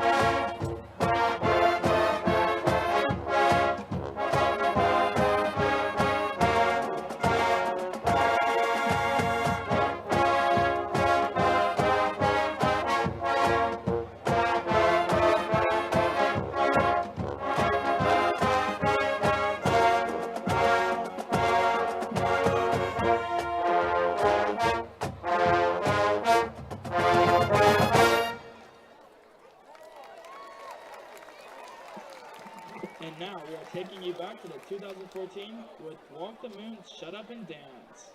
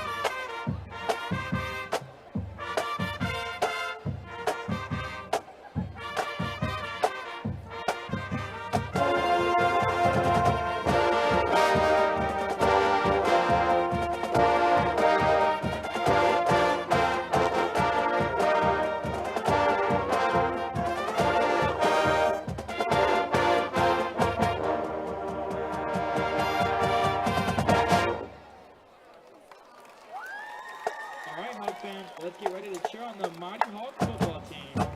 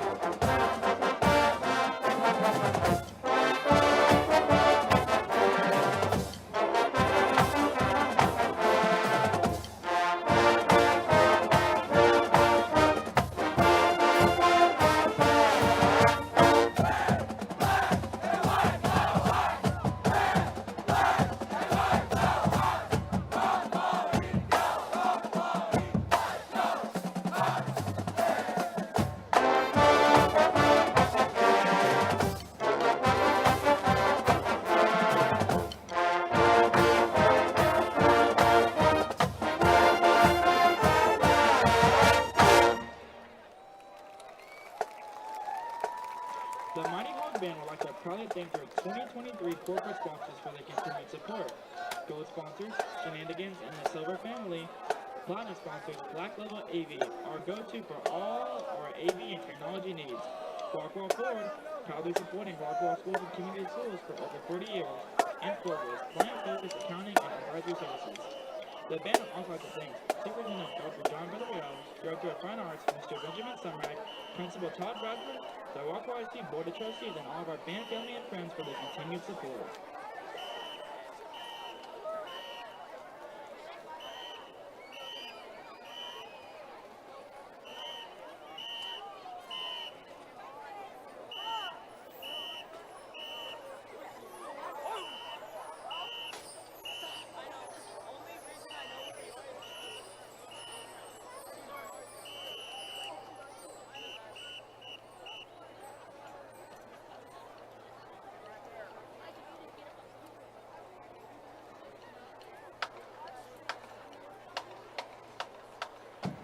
Ladies and gentlemen, the pride of Sachse High School, your national champion, Sweet Football team will take the field for your halftime entertainment.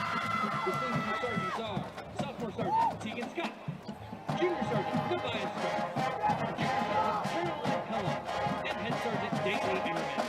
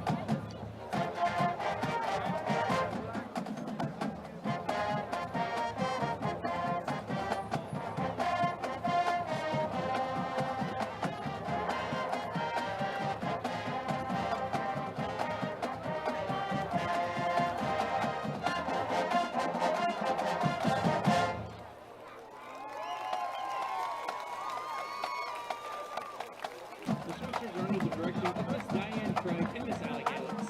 The baby Sweepster of the week is Abby Morris, and the Sweepster of the week is William Moreno. Miss High Kick is Caleb Philpott. Miss Jump Split and Miss Pro Team is Liam Moreno. Congratulations to the Sweepsters Teacher of the Week, Coach Henderson. The Sweepsters would also like to extend congratulations to the Extended Teachers of the Week, Miss Ferguson and Coach Hawkins. Thank you for all you do. The Sweepsters officers are Junior Lieutenant Jennifer Wynn, Junior Lieutenant Hayden Gibson, Senior Lieutenant Carmen Quinn, our First Lieutenant Michaela Mathis, and in the center, your two-time captain, Emma Upchurch. Tonight, the Sweepsters will perform a palm routine to tear the roof off.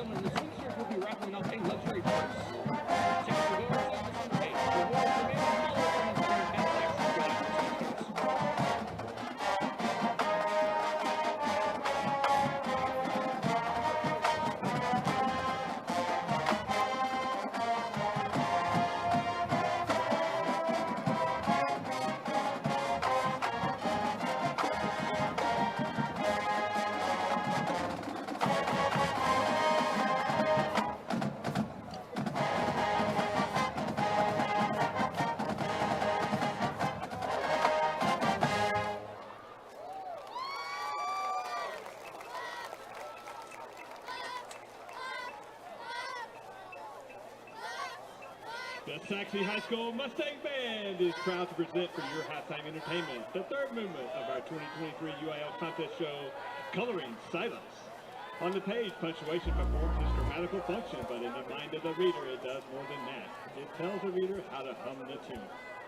Tonight, under the field direction of Bella Bennett, Caleb Elliott, Natalie Gico, Samantha Joe, and Millie Alice, the band will perform Painted Black, The Typewriter, Hide and Seek, and the 1812 Overture.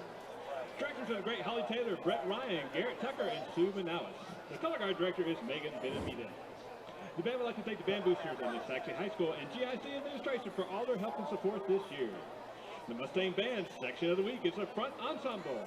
Leadership team members are Logistics Captain Aiden Clark, front ensemble captains Daniel Isaac and Luke Fivash, and the drum captain is Kinsley Alanis. Congratulations to the front ensemble for finishing in first place this past weekend at the Louisville Drumline Invitational. Congratulations also to the entire drumline that finished in third place overall. And now, ladies and gentlemen, your Sachse High School Mustang Band.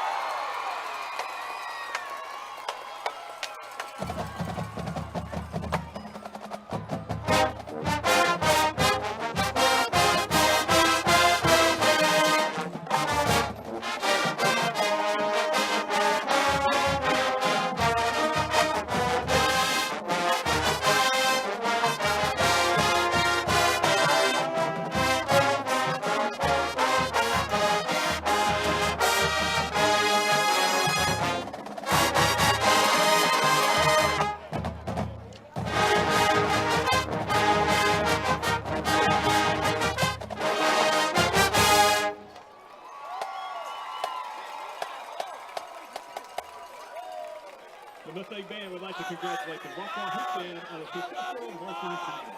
And this is luck to our Mustang Band freshmen that will be auditioning for the TMEA Region 3 9th grade band tomorrow. Finally, a special thank you to Dr. Ricardo Lopez, GISD Superintendent of Schools, Joseph Figarelli, GISD Director of Fine Arts, and Shane Creel, Principal of Sachse High School. On behalf of the Mustang Band, we thank you.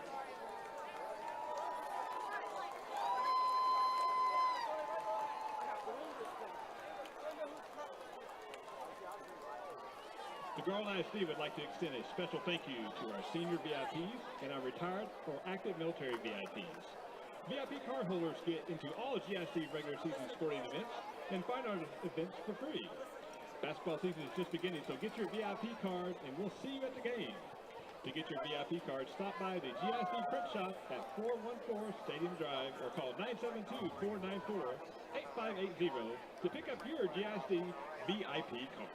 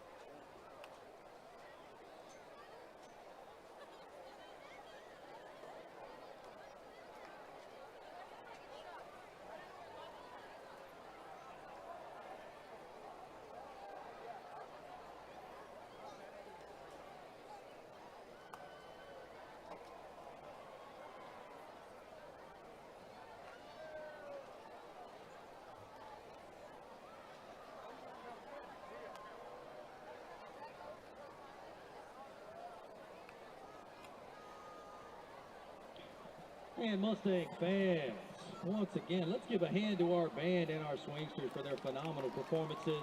Let's also give a hand that outstanding performance by Rockwall-Heath, their band and their drill team as well. What a great halftime show. Outstanding performances. Mustang fans, the bearer of bad news, our volleyball team season has come to an end. They had a spectacular performance tonight against, again, that was a 46-1 squad that they played.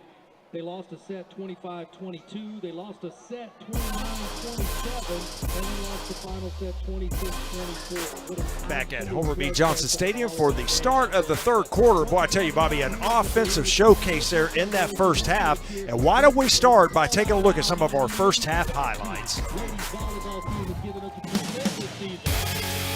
Bi-District action here, of course, at Homer B. Johnson Stadium. You see both teams coming on the field. Beautiful night, 58 degrees at kickoff, wind barely any, just beautiful time of year. And here we go, right off the bat, a touchdown run, the first touchdown of the game, and that goes to the running back, Tuzno. But then watch this, one play for the Mustangs right after the touchdown. Brendan Hager with the 73-yard touchdown run. This will even the game up at 7 apiece. Big answer right there. Immediately, one play in, one touchdown. Fans going crazy, but you're going to look at Josh Hoover. He's had a big first half through the air. Nice throw to his receiver. Good job of hanging on there for Fletcher Fierro, their leading receiver, and the Hawks regain the lead. But then you're going to see the fake handoff there. George goes untouched into the end zone, and we're knotted again at 14. Nice, just RPO, read it perfectly, outside run, outran everybody to the end zone. He's actually looking for their first lead. George with the pass, and there is the one-handed ESPN highlight reel catch from Khalik Lockett. That gave the Mustangs their first lead of the game. Short-lived, however, as Hoover throws his second touchdown pass of that first half. Nice throw there to number 3, Drew Smith, his first touchdown of the first half. He will answer again. Here comes the next touchdown. That is, again, Tuzno. And the Mustangs come right back with the push into the end zone. That tied it up back at 28 apiece. But then right here towards the end of the first half, the long throw, and Smith was his second touchdown catch of that first half, and the Hawks took the lead 35-28. Yeah, they were helped out a lot, the Hawks were, by the penalties that Sachse had. I mean, they had 7 penalties. This says 79 yards, but they had How many penalties how many personal fouls did they have there? Yeah, they we counted five in that first half. Personal fouls that, man, that just kept going for those and allowed the Hawks to score touchdowns on those. So outside of that, if you can control your penalties, and I hope that Coach Behrens goes into the halftime and talk to their guys, calm everybody down. If you can control those penalties and then you can stop that little wide receiver screen, you've got something going on because Sachse can score. They've put up 370 yards total offense, 1, 2, 3. and 295 of it on the ground, rushing. 295 yards rushing. And Sachse is a passing team, so they haven't even brought out their big weapons on the outside with their receivers yet. Brendan George, 8 of 16, 75 yards, a touchdown. He also ran a couple of times, 10 attempts, 63 yards on the ground, and another touchdown. Brendan Haygood, boy, what a night he's had. 12 attempts, 158 yards. He's averaging almost 14 yards an attempt, a touchdown. Josh Ridge, 7 attempts, 70 yards, 10 yards per carry. I mean, they are just really running the ball anytime and anywhere they want to do it, and they haven't even started their passing game. So Sachse's not out of this, man. They can put some points up. They've just got to stop that little wide receiver screen on defense and the penalties, and then they're going to have something going. Yep, no doubt. And keep in mind the Mustangs, again, won the opening toss. They deferred to the second half, so they will receive here to start the third quarter. Now, again, something to keep an eye on here as we get set for kickoff. Remember, the Hawks attempted an onside kick. You got to be ready if you're Sachse here. I know it sounds crazy coming out of halftime that, a game you're leading by 7, but this is right at a time when Coach Webb will do something like an onside kick. So if you're Sachse, watch out for that, but they're going to get the ball first here to start the second half. We've already seen him squib kick it once and also do a reverse on. So they will do some things on special teams. Well, Ridge going to pick it up at the 3-yard line. He's going to return this one out across the 20 and then finally pushed out of bounds and around the 22-yard line. Yeah, really nice return right there. Gets up about 15 yards on the return. Sachse averages about 45 yards a game. And we're right here at 28, so they're averaging about right, 28 in the first half. Now, they've been able to hold their opponents to about 14 points per game, so they've really let Heath do a lot here in that first quarter. Here we go, and George going to hand off to Haygood. Boy, nice hole up to the right side. Almost broke a tackle there, and he would have been off to the races again, but as it stands, an 11-yard gain and a first down. Well, that's how they started it off the game, is running the ball. Haygood breaks the 75-yarder on the very first play of the first quarter. And there they go. Give it right back to him. Let's see if they can start the running game. Yeah, and good to see George back in the game. There's a look at Haygood there on your screen. And he has had a monster first half, as you mentioned, but good to see George back in the game here to start the second half. There's the start. It's going to hand off to Haygood once again, coming to the right side. This time the Hawks ready for it, and they're going to drop him for a loss of 2. No room to run on that right side. Across the defensive line. Yeah, the linebackers just get loose and are able to go in and get George. Or get to Haygood right there, and they lose 2 yards on it, but I wouldn't give it up. And of course, George can throw the ball. That's what he's good at. He came into the game throwing about 2,700 yards, 26 touchdowns. I mean, that's what Sachse's bread and butter is throwing the ball. We haven't seen any of that. Play action. They're going to throw it inside wide receiver screen. Rothrock with the catch, but boy, pretty good play there by the Hawks. Number 28, Tars Knowles, to make that tackle. Gain of about 4 yards. We do have an injured Mustang out here as well, and I think that's one of the lines. Officials timeout for an injury.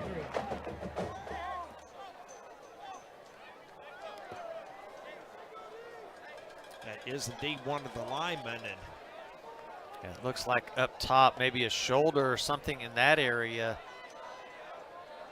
Certainly not good for a lineman if it's a shoulder. I believe that is number 57.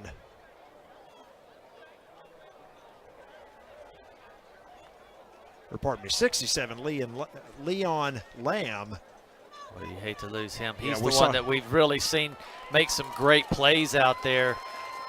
Big pancake block in the first half. Number 67, Leon Lamb. We've heard his name all night tonight. Yeah, he is up now and coming off the field, and hopefully he'll be able to get back in the game. More importantly, after that gain of 4 yards, the Mustangs face a 3rd down and long here, 3rd and 8 to be exact. In the opening possession here of the second half, Mustangs, I know, wanted to come out of halftime and put some points on the board, and got a 3rd down and long here. There's a look, straight drop back. George, here comes pressure. He throws across the middle. Ball's almost picked off, it looked like. Well, they've really tried to force that ball right in the middle multiple times this game. We've seen it maybe 3 or 4 times in that first half where he tries to throw right over the middle, and it has just not been there tonight. Yeah, Eli Henley, number 11, the linebacker for the Hawks, got his hand on it, but that ball was behind the intended receiver anyway, so the Mustangs face a punt here, a punting situation. It's going to be 4th down and 8, and the Hawks going to have a man back at the 35 set to return this one. High snap, but the punter able to hold on to it. Boy, look at that punt, a good one. And a fair catch is called for and made right at the 31-yard line. Let's give him the 32. That was a good punt that time. Yeah, just a nice tight spiral. It looked like he just left his foot in a pass mode. I mean, that thing was beauty. So there's a look at the Hawks offense. And number 7 there, Caleb Hoover coming on the field. There he is right there in the middle of your screen. Big first half for Hoover. And you know the Mustangs defensive staff had to have talked about how they can, either get in those passing lanes or certainly try to keep those, those quick throws from being completed. Yeah, 71% in that first half. 27 of 24, 272 yards and 3 touchdowns. I mean, he's just been on fire. There's a snap. They're going to hand the ball off to start. Oh, and right up the middle. Boy, a big run on 1st down, and then he gets tackled right at midfield. But a big run that time for Malachi Tuzno.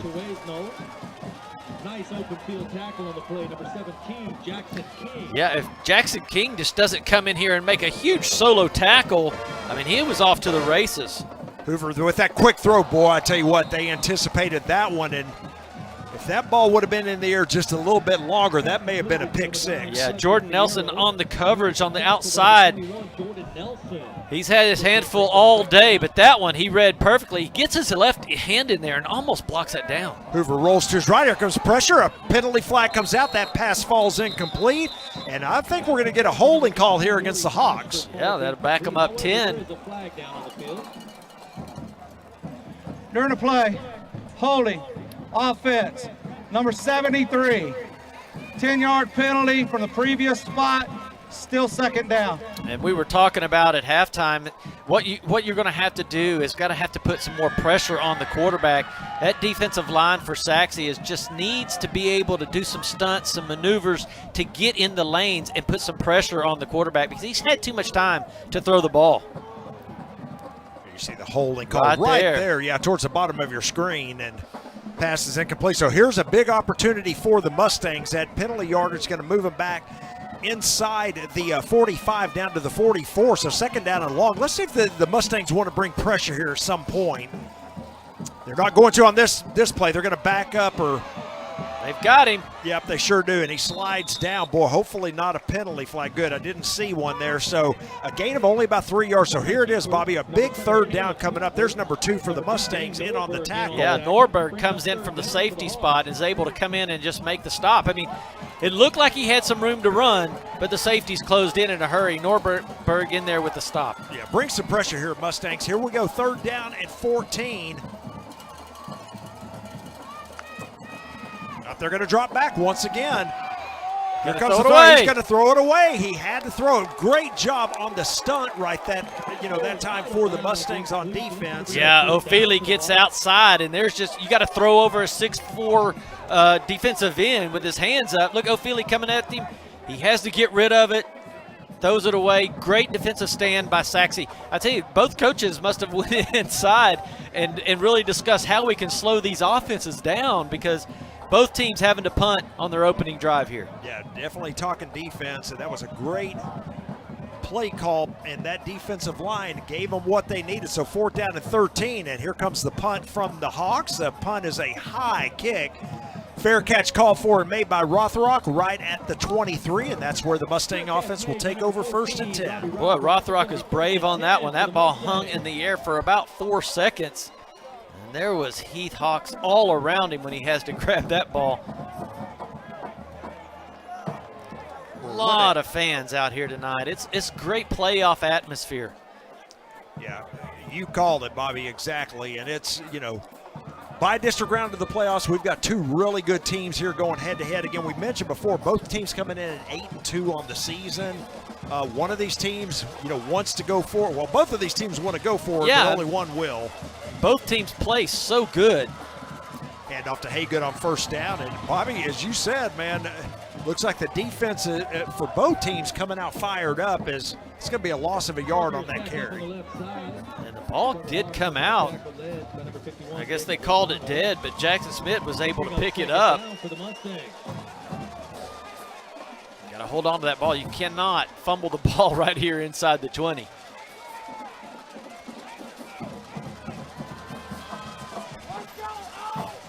There's the snap.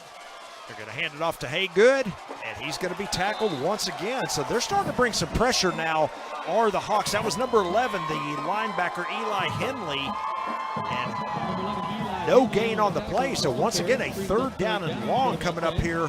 Yeah, what they've did is they've changed that defensive lineup. They've gone into a 3-3 defensive stack. So they've got 3 defensive linemen and then 3 linebackers, and they're focusing in on the running game. You got man-to-man coverage everywhere, though. They're going to throw it deep. George looking for Lockett. Great catch! Here he comes across the field. He's got the speed. That's a touchdown, Mustangs! There are 2 penalty flags out. Boy, those flags came out way late. I mean, it looked like the play was 25 yards down the field where they throw those flags, and I was looking for flags. I didn't see anybody around when they threw them. Boy, this is going to be an interesting call here. This is where you got to give your best players the opportunity to catch the ball. Like we've said all game, they've only come into the second half with 75 yards total passing. Go ahead and give it to them now. Start throwing that ball around. Well, I did not During see the anything. return, I didn't either. personal foul, blindside block, Oh. offense, number 9, 15-yard penalty, still a 1st down. Blindside block. How about that one? Boy, that negates a touchdown and a big play for Lockett. Boy, what a great job by the receiver, Bobby. Yeah, He coming back for it, came right? back for the ball and then outraced everybody. But, boy, unfortunately for the Mustangs, that blindside block See was if we called. can pick it up here. I mean, they're going to call it right when he starts to cross back over right here. And you can see, let's see. It may Right be there. right here. But that's not a blindside block. That's right in front of the guy. A blindside block is when they don't see you. He's coming straight at the defender. That was not a blindside block, so a bad call. Yep, Hanks with the carry that time. Trying to get outside, picks up 1 yard on the play. Boy, and I tell you what, we're going to probably circle that play at the end of this one, especially if the Mustangs don't go on to win. 2nd down and 9. There's a snap. They're going to hand it off once again. Haygood coming to the right side. He's got some room here and pushed out of bounds about a yard that shy. Should be That's a penalty. Yep, Come on, and there it we is. go. Yep. They're Yeah, going to get 2. Yeah, you can't just keep driving your guy through the sideline. That's how people get hurt. Look at them. They are hurt. They drove them all the way in, and now somebody's hurt. It looks like it's going to be Haygood. Yeah, you can't run guys all the way into the bench area. Well, he is up now. That is Haygood, but, yeah, that's going to be easily a 15-yard call against the Hawks for unnecessary roughness. Yeah, it's not only the player that gets hurt, it's who you drive the players into. So there's people standing on the sideline, trainers, everybody, and you run into their legs and knock them down. So it's a real dangerous play. That's why they have to call that penalty. Here we go right here. Yeah, there. clearly At the end of the play, dead ball, personal foul, unnecessary roughness, number 16 on the defense. Late hit, out of bounds, automatic first down. So that's going to move the ball 15 more yards. The Mustangs going to have a 1st and 10 at the 27. Well, I tell you, for the track meet we saw in the first half, again, we're halfway through the third here, no scores as of yet. There's a look at the board right there, 35-28. Mustangs driving here, however, handoff, or the fake handoff, and boy, the quick throw out to Hanks, and that just didn't do much on that play. Matter of fact, they lost a yard. Well, I've seen them run that play throughout the year, and it has been a beautiful play because you got George running the ball, and usually the defenders will all go to him, and then that's when he'll toss it out to his receiver out there for him to take off running. But it was just a great play by the defender there to stop that one. 2nd down and 11 now for the Mustangs. Going to bring a man up on the line. George looking to throw it out. He's got a man wide open. That's Lockett. Oh, and he moves past a defender. That's a touchdown, Mustangs. Wow, just like we were saying, they ran the ball all first half. And here we go. You get George getting out there, getting fiery, and starting to throw the ball. Bobby, I'm not sure what that corner was doing. He was afraid he was going to get burnt deep just like the prior one, and Lockett just locks up and runs like a 15-yard just stop. And that's where the ball was. The defender kept running. Right, because Lockett, I mean, again, it wasn't like that was so a 3-yard pass. Yeah. And that corner was off him by 10 yards. Interesting call, but the Mustangs an extra point away from tying this one up. There's the snap. The kick is up, and it is good. Our new score, 5:57 remaining, as Lockett has put his Lockett had to score twice in that drive. He sure did on this game. It is 35-35 with our teams. We'll be back after these messages.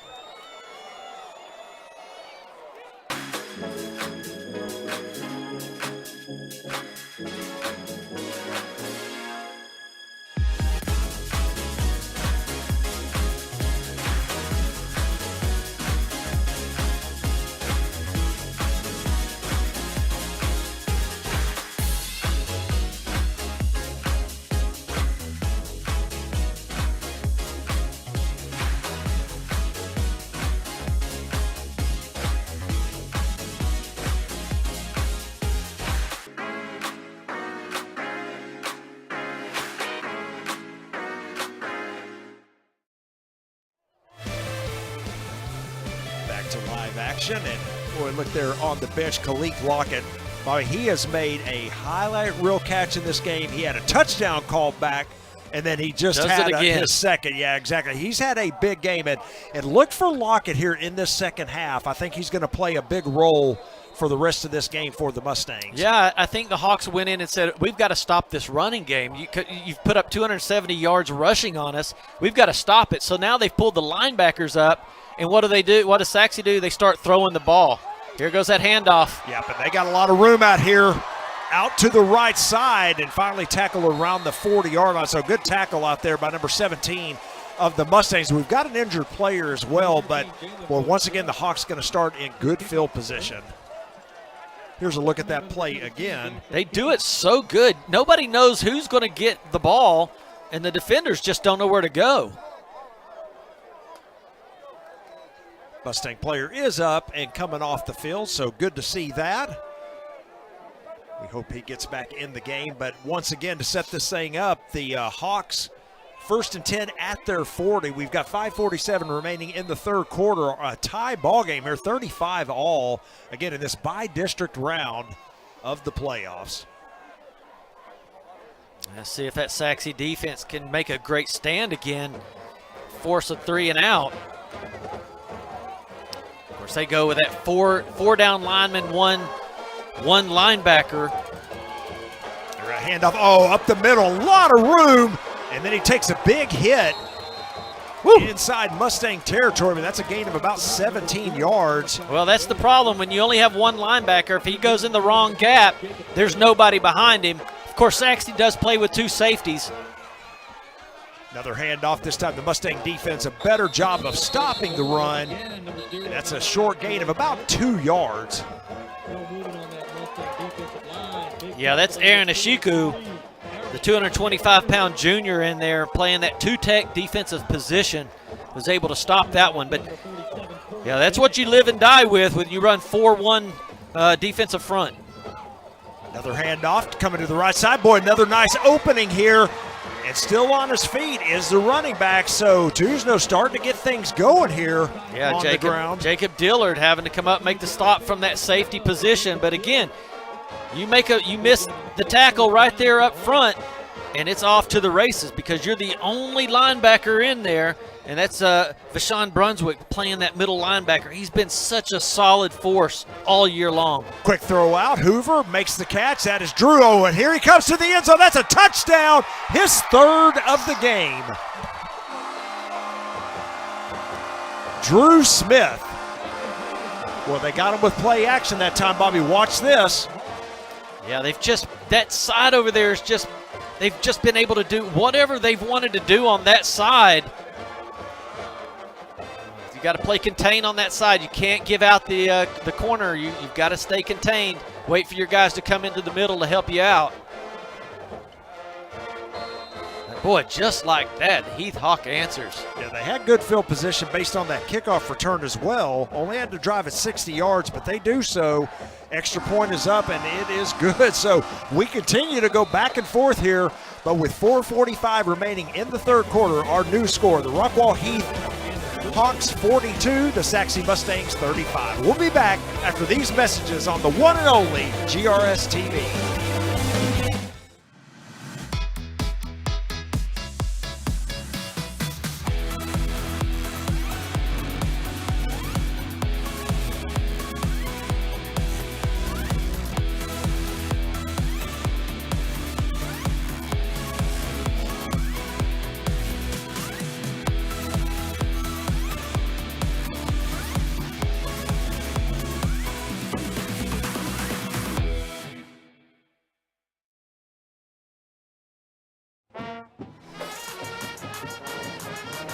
.35, the Heath Hawks just answered the Sachse drive with a touchdown drive of their own, and they have regained the lead 42-35. Boy, entertaining, that's for sure. Yeah, no doubt. We always say it, you get these great matchups, especially in the first round of the playoffs, and you sit here and think, you hate for one of these teams to have to go home after tonight. Yeah, because they've played so good. Everybody's playing so good. High deep kick. Mustang's going to take this one. This is returnable at the 14-yard line. Trying to cut outside is Hanks. And he's going to be out across the 30 to about the 31-yard line. So Kendrick Hanks with a good return, and the Mustangs offense back on the field. On that tackle for the Hawks, number 29, Carter Zahn. Boy, just up and down the field. Both defenses just had no answer to these offensive play calling. It's just been a remarkable offensive scheme and plan from both teams. So here we go. Mustangs 1st and 10. Snap to George. They're going to hand it off to Haygood. Nice hole up the right side, and he is still on his feet. It's going to be a first down and then taken out of bounds. A penalty flag comes out late. Well, that's interesting because there's nobody there but Haygood. Exactly. So it's got to be a face mask. Face mask, yeah. Boy, Haygood is he's been dominant, hadn't he? Yeah, he's incredible. Approaching 200 yards on the game. He's running with fierce force. During the run, personal foul, face mask, defense, number 6, 15 yards, added to the end of the run, automatic first down. So there's your personal foul face mask call. We've seen quite a few of those tonight for both teams, but here's the run. Yeah, great big block right there by Big 71. Yeah, there's your face mask right there. Yep. Easy call. The Mustangs now into Hawk territory. 1st and 10 at the 45. Snap to George. Quick throw out. Catch is made. That's Hanks in the slot, and he gets another first down out across the 35 all the way down to the 30. So another 16 yards, and that I like that quick hitter to Hanks in the slot. Yeah, that's I think what they've been wanting to do all night. It's just not been there. That the Hawks have been really playing that real tight. As soon as you look up and you don't play it, George puts it in the pocket. Got a stack formation down here to the bottom. They're going to fake the handout. George keeps it, tries to get out to the left. Boy, good job by that middle linebacker for the Hawks. He read that and held George to no gain on the play. That's Eli Henley once again.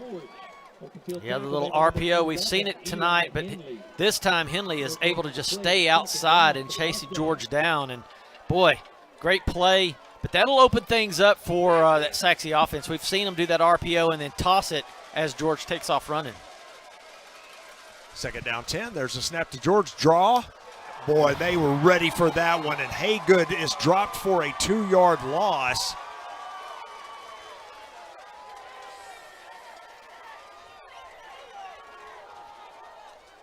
Boy, big play there, and they did not fool the Hawks as they were crashing that time. There's a draw play, and yeah, it's just you can't take one play off at this level of football. Big third down. George going to throw towards Lockett. Of course. And he makes the catch. The timing is so good. Another big catch by Khalik Lockett sets the Mustangs up 1st and goal. I mean, the protection is great, and the coverage is good. But that back shoulder, and Lockett's got the perfect timing on the ball, and he just goes up and gets it. Yeah, like you said, Bobby, pretty good coverage by the corner, but Lockett just fought through it and made the catch. Yeah, that's what makes him so good. They're going to go that way once again. Lockett with the touchdown. Yeah, just high point it. Go get it. Impressive. Watch this throw from George. A great throw as well, but watch Lockett here. Timeout, injury. The touchdown is good. That's Lockett. I think Lockett's got a cramp is what's going on. He gets up to celebrate, and he gets a cramp right there. Well, once again, making his presence known. He had the 2 big catches on that drive. That is now his 3rd touchdown pass of the game, or touchdown catch, I should say, of the game. And like we said, Lockett's starting to make himself known in this game. Yeah, you know where your big-time player is. You go ahead, and you got a great arm and a great quarterback. You go ahead and toss it up to him and see if he can win on those one-on-one battles, and he's doing it. Extra point attempt. It is up, and it is good. So once again, we have a tie ball game. 2:39 remaining in the 3rd. Our score, Heath 42, Sachse 42. A look at Khalik Lockett as we head to break. We'll be back after these messages.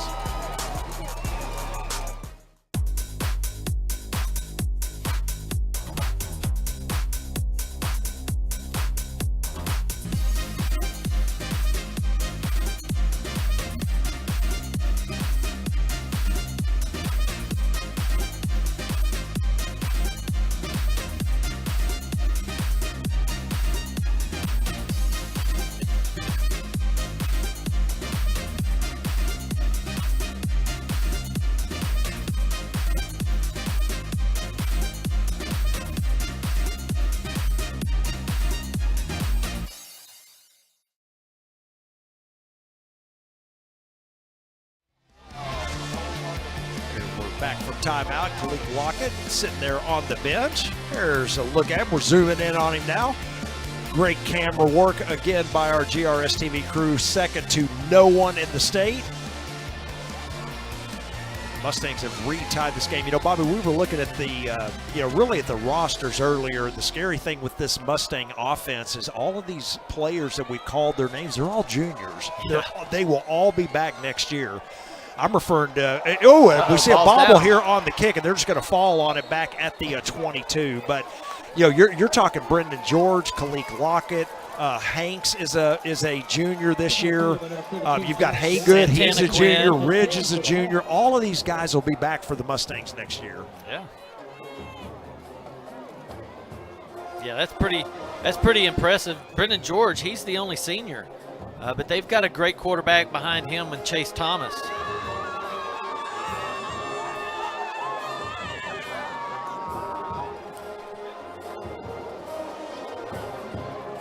So the Hawks avert disaster there, but they're going to start 1st and 10 at their 22. Again, been a seesaw game back and forth. They're going to try to answer the Mustangs touchdown. As you see,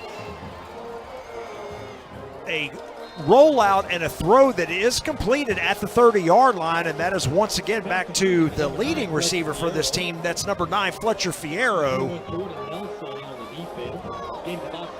He just has he just stays open over there. It's just they've not been able to contain him. Out there he goes again, right there, picks up the first down. Just a nice little toss over there. Sachse just has not had an answer to stop that. Yeah, the Mustangs corner over there is playing off of him, and like you said, Bobby, that's too easy for them. They're going to do that all day. Now he comes up, he's got him tight coverage now. He's going to try to run past him, and you see Hoover in trouble. He's going to go down. That was O'Feely there. Yeah, O'Feely and Brunswick both. That's what they're going to have, though. They're going to have to get a lot of pressure up and make them have to move in the pocket.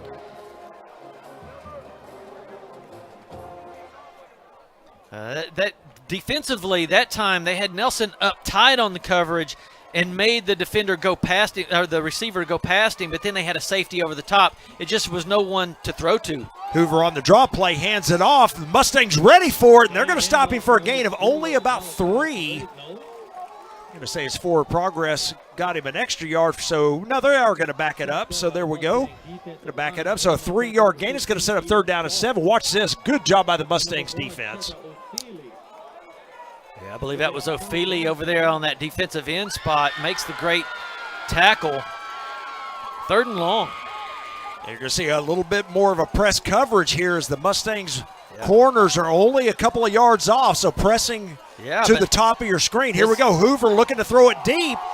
He's got a man out there. Oh, no, and the catch is dropped. Now, they're going to say that's a fumble and a recovery, and I don't believe that's the right call. I'm not sure he ever had that. Yeah, I was going to say it was one-on-one coverage. Toss it up out here, and that's what they were going to do. So Smith with the catch. Let's see if he ever has control of it. I don't think that's a catch. We come back to live action. The quick throw out by Hoover to the left side, and that pass is completed as well. Wow, Bobby, that one, like I said, that was real close. Well, the ball was on the ground, so either way, both Sachse and the Hawks had an opportunity to go get it. They were both scrambling to get it. Hawks received it. Snap to Hoover. Fakes the handoff. Here comes pressure. He's going to throw outside in the end zone. That is an easy touchdown. And that is another one for Drew Smith. Boy, have a night, Drew Smith. Because right now, he and Khalik Lockett for the Mustangs are trading touchdowns. Oh, boy, they had him right there.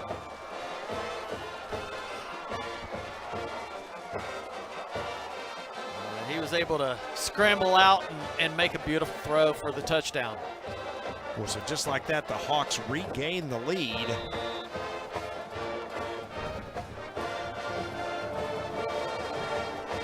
Extra point attempt coming up. There's a snap and hold, and that kick is true. We've only got 13 seconds remaining in the 3rd quarter, and the Hawks have regained the lead. It's now 49-42. Bobby, why don't we keep it here? We only have 13 seconds left, and well, let's talk a little bit about what we have seen in this game. You know, it started out here in the 3rd quarter. The defenses were playing really well, but now we're back to that offensive game, and we're just trading scores. Yeah, when you get these deep throws, both teams have been able to get their receivers wide open. And, wow, what an offensive juggernaut we've got. It seems like whoever has the ball last is going to end up winning this game. That's what it's certainly looking like right now, isn't it? So these defenses are going to have to step up. One of them, for our sake, we hope it's the Mustangs, of course. But it's been a track meet here in this one, 49-42.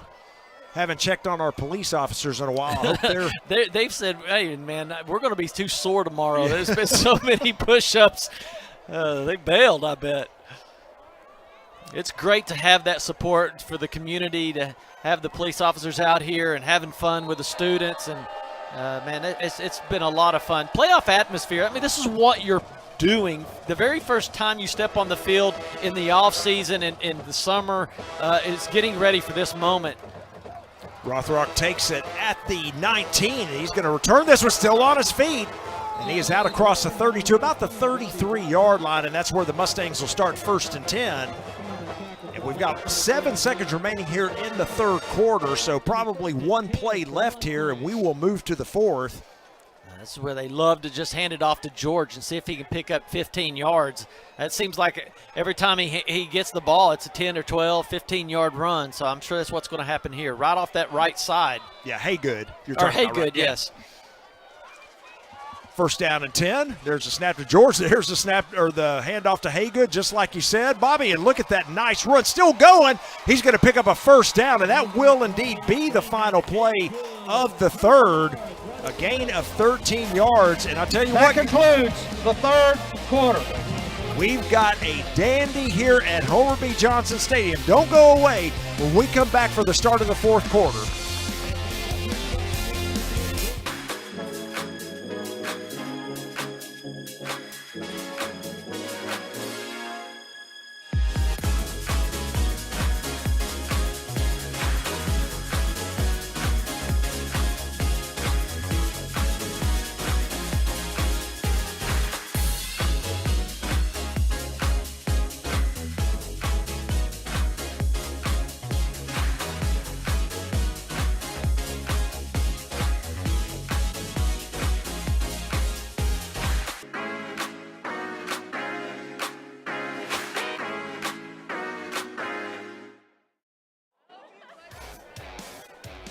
Back for the start of the fourth quarter at Homer B. Johnson Stadium. Our score, Heath 49, Sachse 42.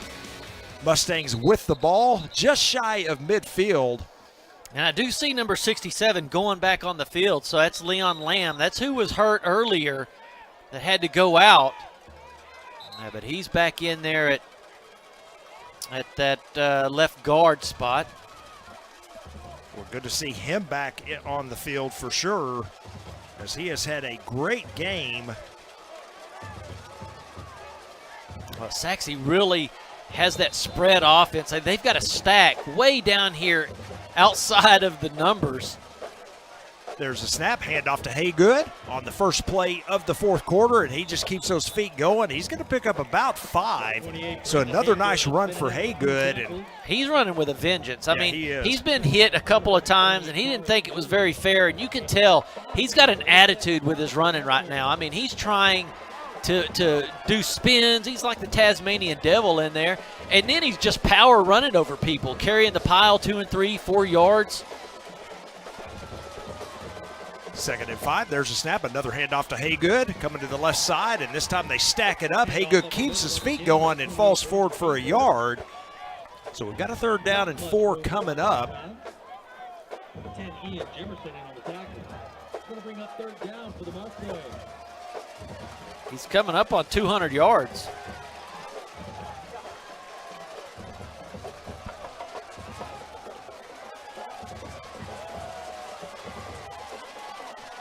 Big 3rd down here for the Mustangs, just underway in the fourth quarter. Snap to George. He's going to hand it off once again. Big hole to the left side. Haygood 1st down and more. Still on his feet across the 30 and down to the 29. So a huge gain of 18. I mean, that guy is running with a vengeance. Even when they catch him, he doesn't want to go down. Watch this. They pull him down. No, I'm not going down. I'm going to keep going. He stays up like a cat. There's a look at Haygood there. He has had a workman's night tonight. He and Lockett, of course, the 2 offensive powers here for the Mustangs tonight. 1st down and 10 at the 29. Another handoff to Haygood. Coming to the left. They got blockers out there. He gets the edge and taken out of bounds just short of the 1st down. A gain of about 8 on that play. Well, you see big 78, Tristan Dobney. We've caught his name quite a bit tonight. Well, he's leading outside on that edge. Timeout. Officials timeout for an injury. Yeah, got a hurt player over there, and I believe that is Haygood. Yeah. He's hurt, but He might be a little worn out, too. Yeah, he has had a busy, busy night for sure. Yeah. Well, what a great effort.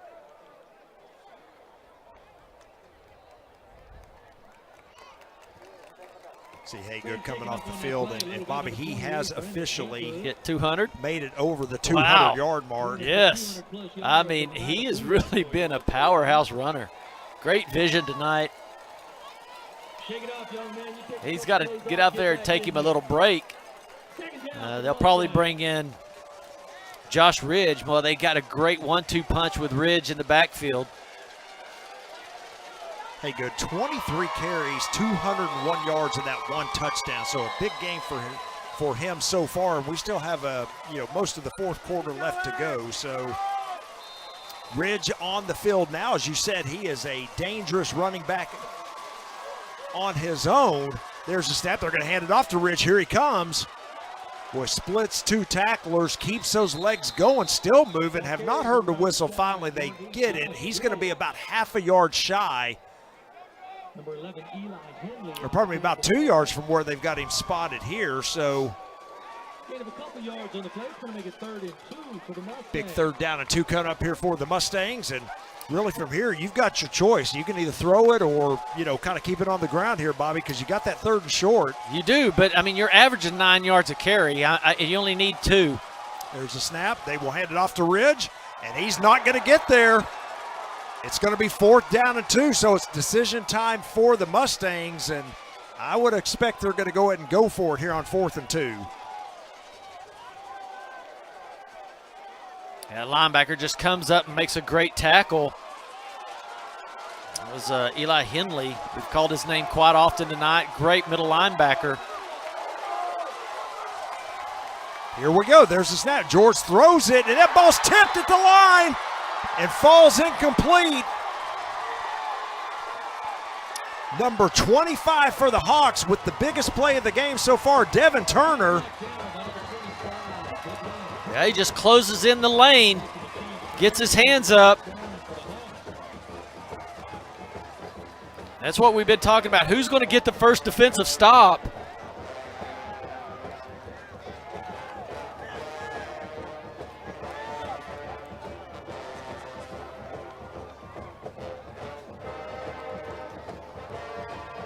Boy, and the Hawks do it first, so now Sachse's going to have to do it. They have to stop them here.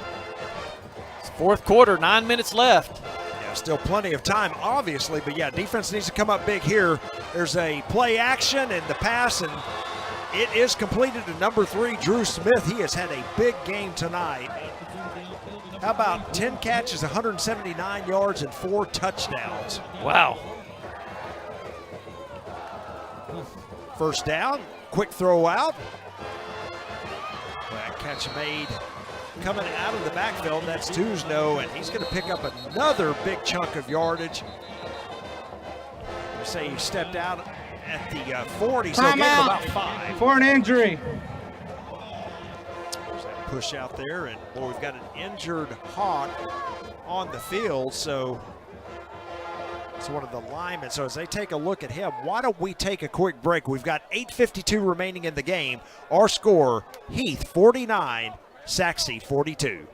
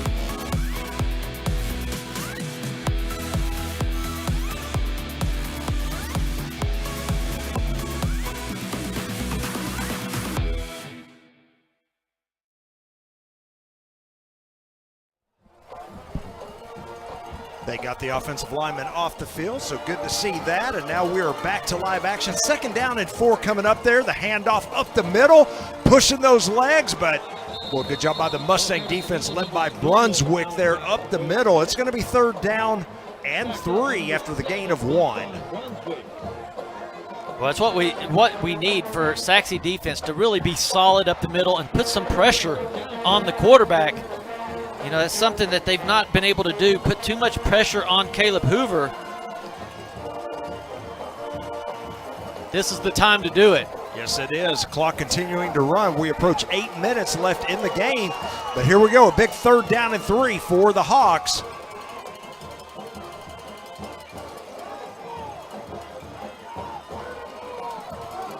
There's the snap. Hoover looking to throw it, throws it out. He's got a man wide open. Wow. That is Drew Smith. It looked like they were blocking the defender before the ball was even thrown out there. That should have been illegal to do that. You'll see how the receivers just went straight up and see him blocking. That's a penalty right there. They got away with one. And a penalty flag comes out here. Prior to the snap, dead ball, false start, offense, number 64. 5-yard penalty, replay the down. So that's a false start called against the Hawks, and that will back them up.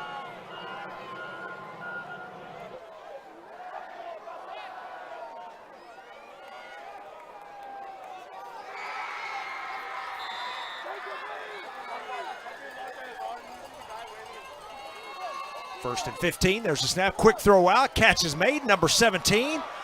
Breaks 1 tackle, but then 2 Sachse defenders there to hold him to nothing else. Gain of about 5, so it looks like they got the penalty yardage back. There's Jack Davenport. Yeah, you see out there, they just toss it out so quick. Clock operator, please stop the clock. Reset to 40 seconds, and it'll be 7-4-5 on the clock. 7-4-5. So a little bit of an issue with the clock here. We're going to reset it to 7 minutes 45 seconds. And the play clock, of course, back to 40. And now Thank I you. think we're ready to go. The clock will start on the ready whistle.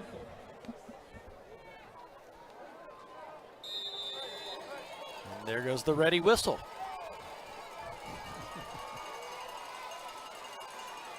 Second down 9. There's your snap. Hoover looking to throw. Here comes the pressure. He gets hit hard. The throw's out there, and the 5th touchdown by number 3, Drew Smith. Hoover is hurt. Yeah, Sean DeVault comes flying out the edge. Right here, Sean DeVault, boom, hits him, but not before he has one-on-one out on the outside, tosses it up and just says, run under it, go get it.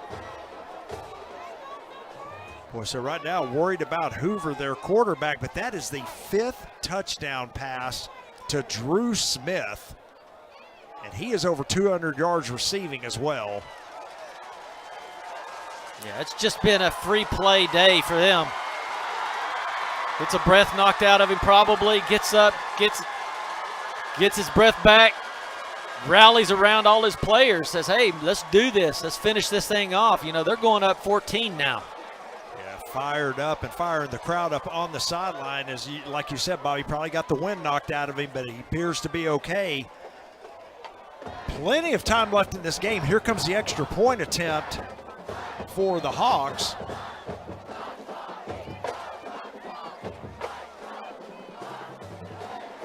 There's your snap and hold. The kick is up, and that kick is good.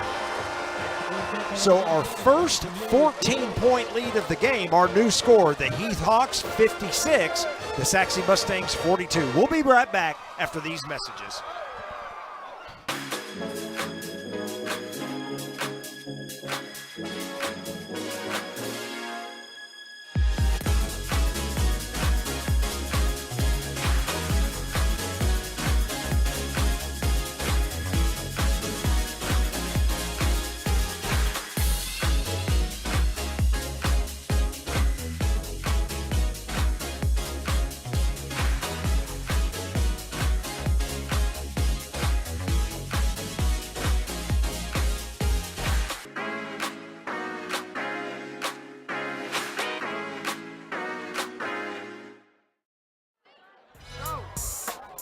Back to live action as we see the cheerleaders coming right at you.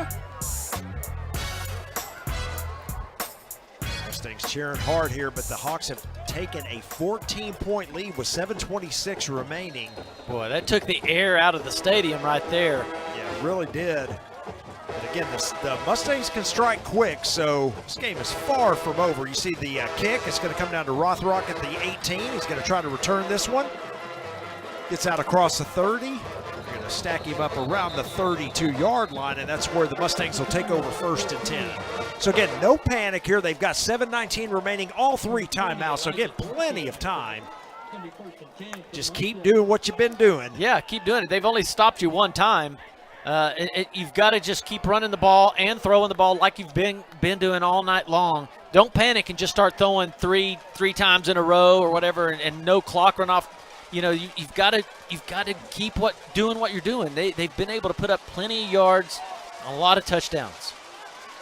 1st and 10, snap to George, play action. They're going to throw a wide receiver screen to Lockett, and boy, just not a good throw that time. One of the few passes that George, hasn't thrown well tonight. Yeah, he had a lot of people right up in his face, and what they were going to do is do a little screen. But in doing that, you have to block for a second. You can't just let them run free. Of course, we've got a flag.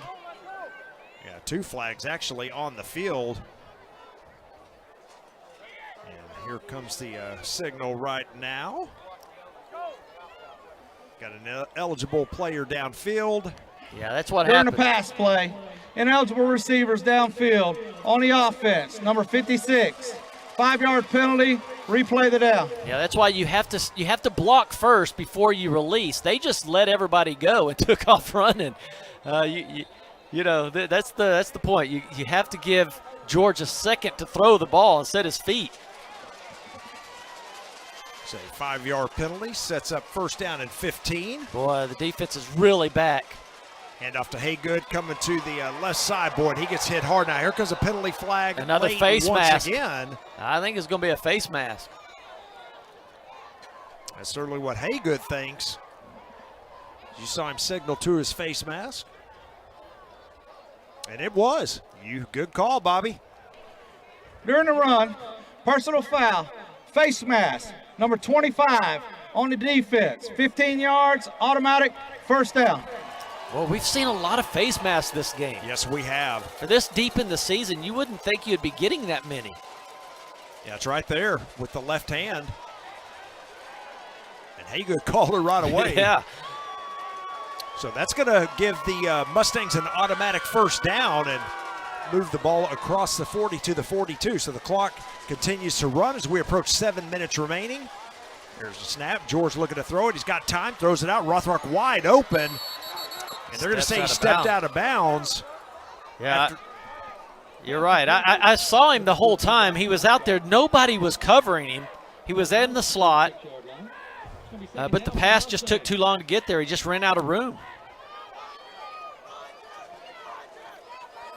See, right Really? there. Oh. Yeah, I guess they said he got his toe on the line. We saw the great slow motion action there from our cameras. Here's the snap. George looking to throw it, looking for Lockett. Catch made, and that is a 1st down. They're going to say he got it inbounds, which he did. Man, just another the big catch. Timing of him going up to get the ball. Yeah, it looks like, Bobby, they've got that all night if they want it. There's the catch. There's 2 feet inbounds. Boy, that's a professional catch there. Wow. You see him still stretching his legs. He's having a little bit of cramp issues, I think. 1st and 10 now in Hawk territory at the 24. There's a snap. George looking to throw the other way. He's got a wide open receiver out there. That is Santana Quinn, and he is going to be spun down at the 9. So it's going to be 1st and goal Mustangs. Yeah, I see it. I'm seeing what the coaches are seeing out there. They had 3 receivers, 2 defenders. And you just got to pick which one you're going to throw to. They're trying to stack the box because Hagen's had so much room running up the middle that they're trying to stop the run, and it's leaving receivers wide open. You got to pick which one you want to throw to and hit them. 1st and goal. Here we go. Right here. There's the snap. We're going to hand off to Haygood, coming to the left, boy, and they pull him down from behind. That's going to be a loss of about 3. 28, Brendan Haygood on the carry with a tackle by number 25, Devon Turner. Well, you see that spin him down. Boy, that was close to face mask yeah, as well. I was thinking, man, they got his mask again, but maybe not. But, man, they're really stacking that box up, trying to stop this run. There's a snap. George looking to throw. He's going to throw across the middle, and that should be a flag, and There there you they go. come. Yeah, you can see that one pretty easily. They were right on the back, and that's going to set up a 1st and goal at the 1. Looking for number 9, Kendrick Hanks. Yeah, he plays that slot. They've been trying to throw that middle pass all night long. They just really haven't had the connection. But they get a free one here. Pass interference. Defense.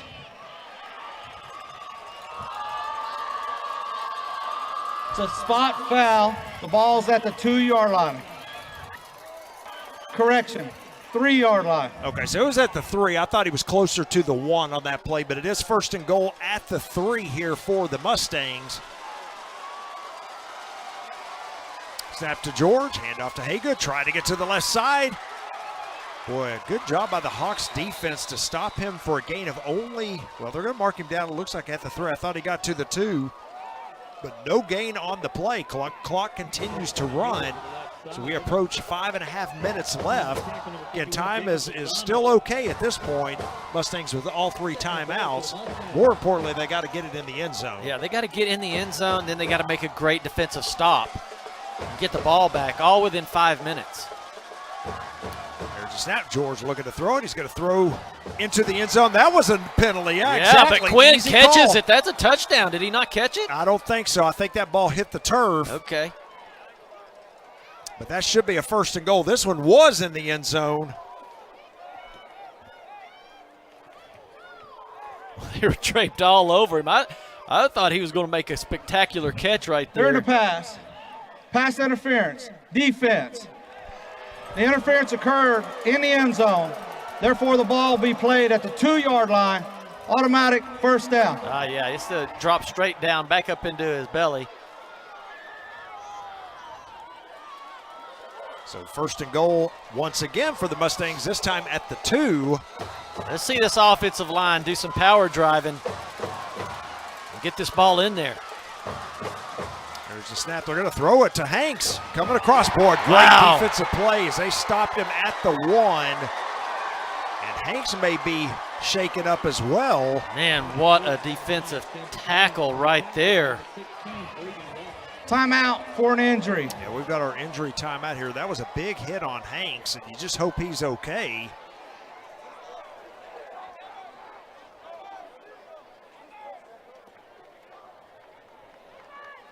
Boy, at this level, these guys in 6A football, they're so strong, so big, so fast. I mean, they hit you, you know you've been hit. Yeah, but while they're taking a look at Hanks, we're going to take a quick break. We've got 5:13 remaining. Our score 56-42.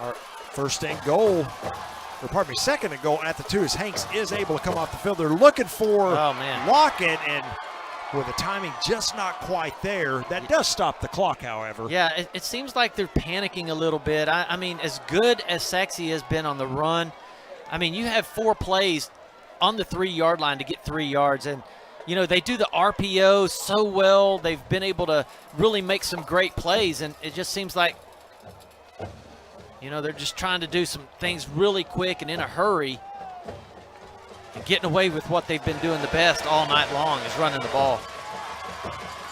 Well, you got 2 plays to get 1 yard, so here we go, 3rd down and goal. Let's see an RPO here. He's going to move Haygood to the left side, looking to throw it. George throws it. Wide receiver screen, ball up in the air. They're looking for flags. Here they come. So another 1st and goal coming up for the Mustangs.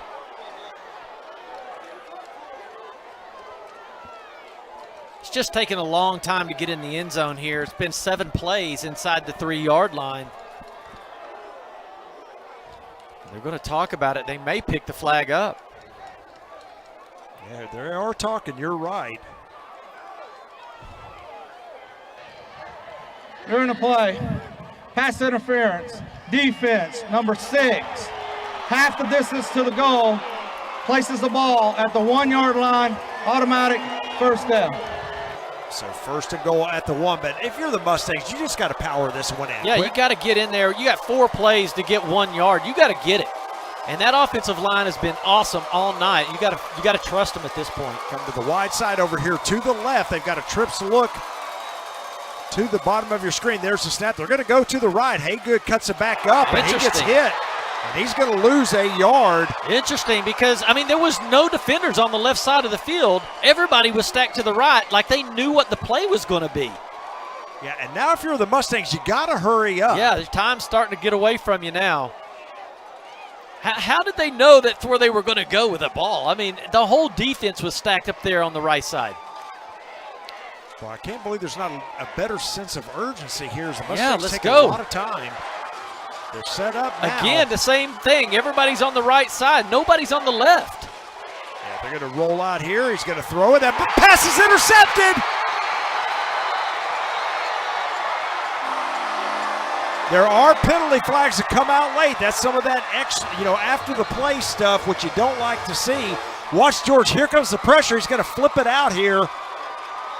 Yeah, desperation move. And there's that middle linebacker again. That's number 11, Eli Henley, with the big play. Boy, they have really stepped it up when they needed to. Sachse's got their head down a little bit. Took them about 9 plays inside the 5-yard line. Never did get it in there. Oh, man, just disappointing right there to not be able to capitalize.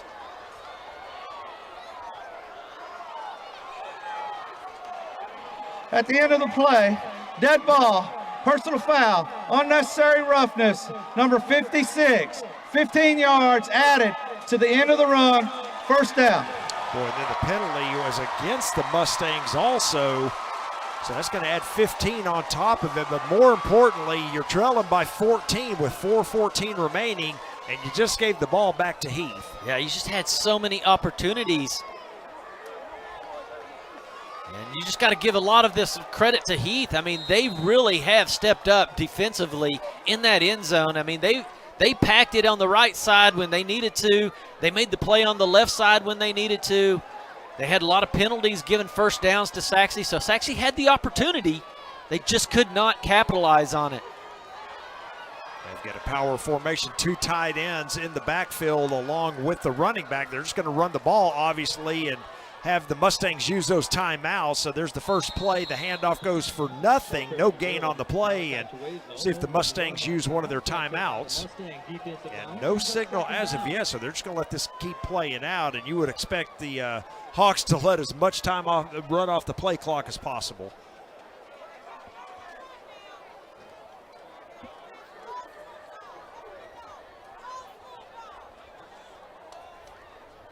In no hurry. They're still in the huddle, and I mean, Sachse might have to go ahead and take timeouts here. Yeah, they're going to do it after this next play for sure, but now we're down to 10, and they're just now breaking the huddle.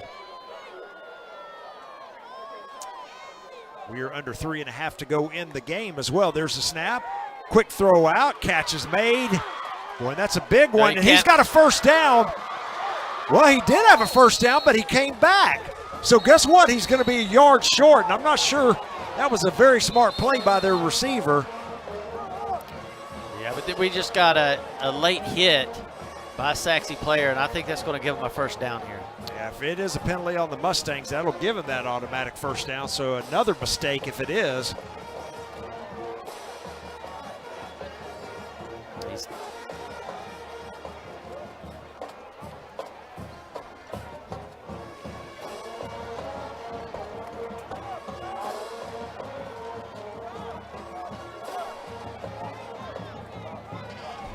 At the end of the play, dead ball, personal foul, unnecessary roughness, defense, number 7, 15 yards, automatic first down.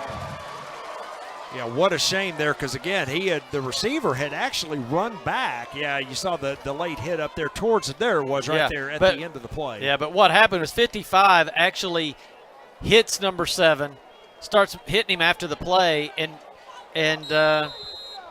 you retaliate and push back, and then you get a flop on the other side, and that's what the referees see. I really think that was just falling down, a little acting play there, but it worked for Heath, and all of a sudden you get a first down here with 3 minutes left. Yeah, we're under 3 and the play clock down to 8. And well, I was a little surprised to see the Hawks throw on that last play, but they're going to let it run all the way down and call it their first timeout of the second half. And timeout, Heath. It's their first charge of the half. Boy, we'll keep it here, Bobby. I tell you that. What a stand for the Hawks. And like you said, you got to give them credit. The Mustangs had a first and goal at the 3, had a couple of different first and goals after penalties, but they just couldn't get that yard or 2 yards to get into the end zone. It's like they forgot what they were good at. I mean, they've been so good, running the ball and being able to dominate that offensive line. And it just, I don't know if it was just Heath just really making some great plays or what, but man, it looked like Heath knew exactly where the play was going to go each time. I mean, they put 7 guys on one side of the field, and that's exactly where Sachse would run. It was that kind of thing that was happening down there. They just looked like they knew what was going to happen, and they were able to stop Sachse, pick up the ball, and now they've held the ball for 2 more minutes.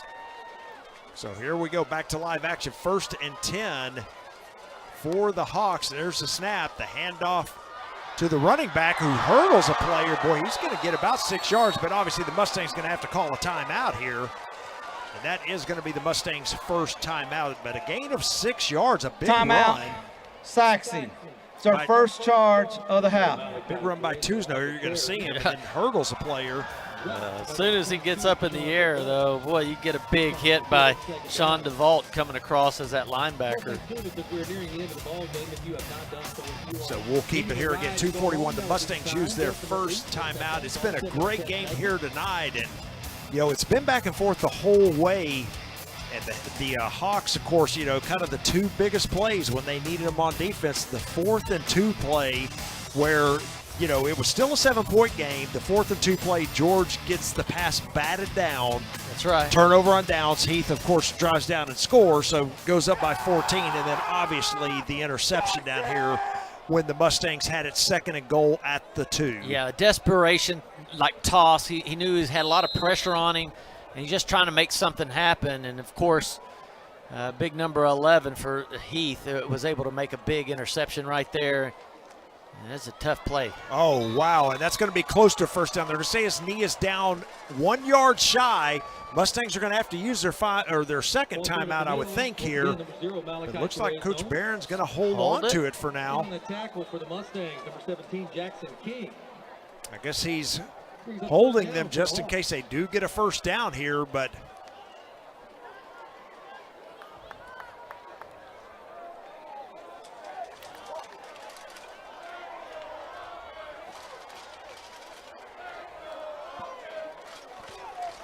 third down and 1 here is a big play in this game. Yeah, this is the game right here.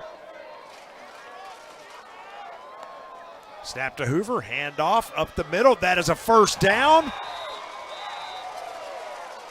that may just about do it. It does stop the clock momentarily, but we'll see if Coach Behrens wants to start using those final 2 timeouts yet or not. And that clock is still running, so. Yeah, clock continues to run. Coach Behrens in no hurry to call timeouts. And Bobby, I tell you what, as we're ticking off these final 2 minutes, boy, what another great season it has been on GRST. GRSTV. Just want to thank everybody. Great production crew that we've got here. We're going to start taking a look at some of our folks here. There's Homer. Colt, there they are. Yep. Lakeview Centennial. Yeah, what a great program we have at Lakeview Centennial, and Of course, the kids on the cameras, they do a great job, but also our folks in the booth as well. Larry Grimes. Timeout, Sachse. There's Larry right there charge waving to of the everybody. half. They act like it's cold out there or something. Come on, Larry. Bring you some hot chocolate here in a minute. It's easy for us to say sitting up here in this warm booth. Exactly. Well, they make us look good like they always do, and certainly appreciate them. Jaden and Sam. Look at them down there waving. Hey, guys, great job tonight. Great job. Love working with these young men. They do such a great job. Second down after the Mustangs called their second timeout. We've got one remaining. But, boy, what a fantastic year it's been, Bobby.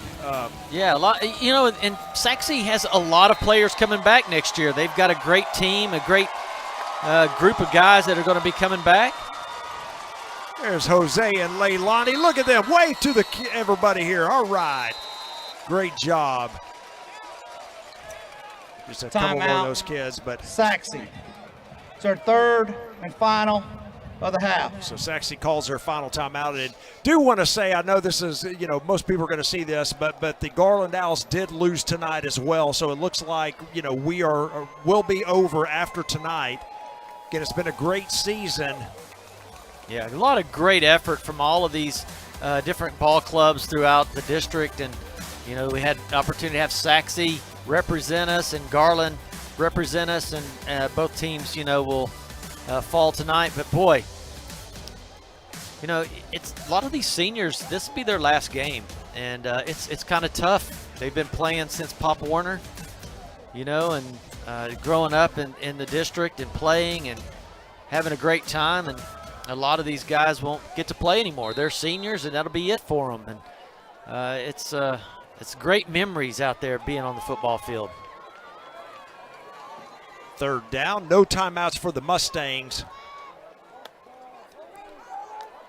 There's a snap to Hoover. They're going to hand it off one more time. Trying to get outside is the running back, and he's going to be tackled right at the original line of scrimmage. And clock continues to run as we are under 1 minute to go. And want to thank John as well in our booth. Of course, always doing a great job signaling to us when to come in. And, when we're headed to timeout and all that, does a great job, and we appreciate him. And then, of course, Delbert Richardson, can't thank Delbert enough as well, does a great job with the program. We've been here for over 20 years doing these, and we hope you enjoy watching them as much as we cover them, much as we enjoy covering them.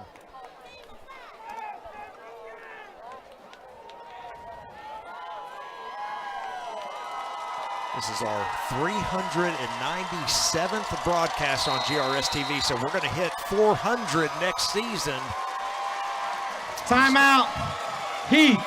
It's our second charge of the half. So Heath calls their second timeout with 22 seconds remaining. Boy, what a great year for the Mustangs. Again, they're going to end up 8-3 on the year. Not the finish that they wanted. They really, thought they had a great team this year. They did have a great team and thought they were going to go a little further. So hats off to them. Just a great year for Coach Barons. They've really put up some points this year. They know how to do it. They had a great set of running backs and receivers, a great quarterback. Defensively, they've been holding teams under 14 points all season long. And, boy, just tonight – he found something, and they were able to put up some points against us. But man, what a great season, a lot of success the Sachse Mustang teams have had. Yeah, you just said that the Hawks, when you think about it again, they came up with the two biggest plays of the game. Think about turnovers tonight. One turnover. Interception. Yep. So, the Hawks came up with the big plays when they needed them. And, again, Sachse was not able to overcome that last turnover. And, of course, again, that 4th and 2 deep in Hawk territory. But a great season for them nonetheless. They're going to throw here a deep pass at the end of the game. And I think that was incomplete. And that was a 4th down play. And so that will turn the ball over to the Mustangs. That's interesting. They threw the ball right there. I guess they thought, if you're going to keep calling timeouts, we're going to go ahead and go for the end zone, and they did. But Interesting. So the Mustangs have the ball with a couple plays left. 16 seconds, and getting the Hawks up by 14. Yeah, they're going to play that umbrella defense where they have 5 defensive backs sitting back there. And I'm sure Lockett's going to be covered by 2 or 3 of them. There's a snap. George's going to roll to his right. He's going to throw out to Lockett. Lockett's going to get as much as he can and then get out of bounds. A gain of about 11 yards. Pass completed to number 5, Philip Lockett out of bounds, 10 seconds left. Took 6 seconds off the clock, so 10 seconds remaining. Yeah, you have to score on this play and then get a onside kick. And I don't know if you'll even have enough time, even if you did, but this is where it's going to have to happen right here. There's a snap. Quick throw out once again to Lockett. He's going to go out of bounds once again. Another 4 seconds came off the clock and another 11-yard reception. So Lockett well on his way to that 200-yard receiving night. Yeah, what a night he's had. And actually, what a season he's had. I'm sure we'll be seeing him on Saturdays pretty soon. Just a great receiver. 6 seconds remaining. 1st and 10 here for the Mustangs.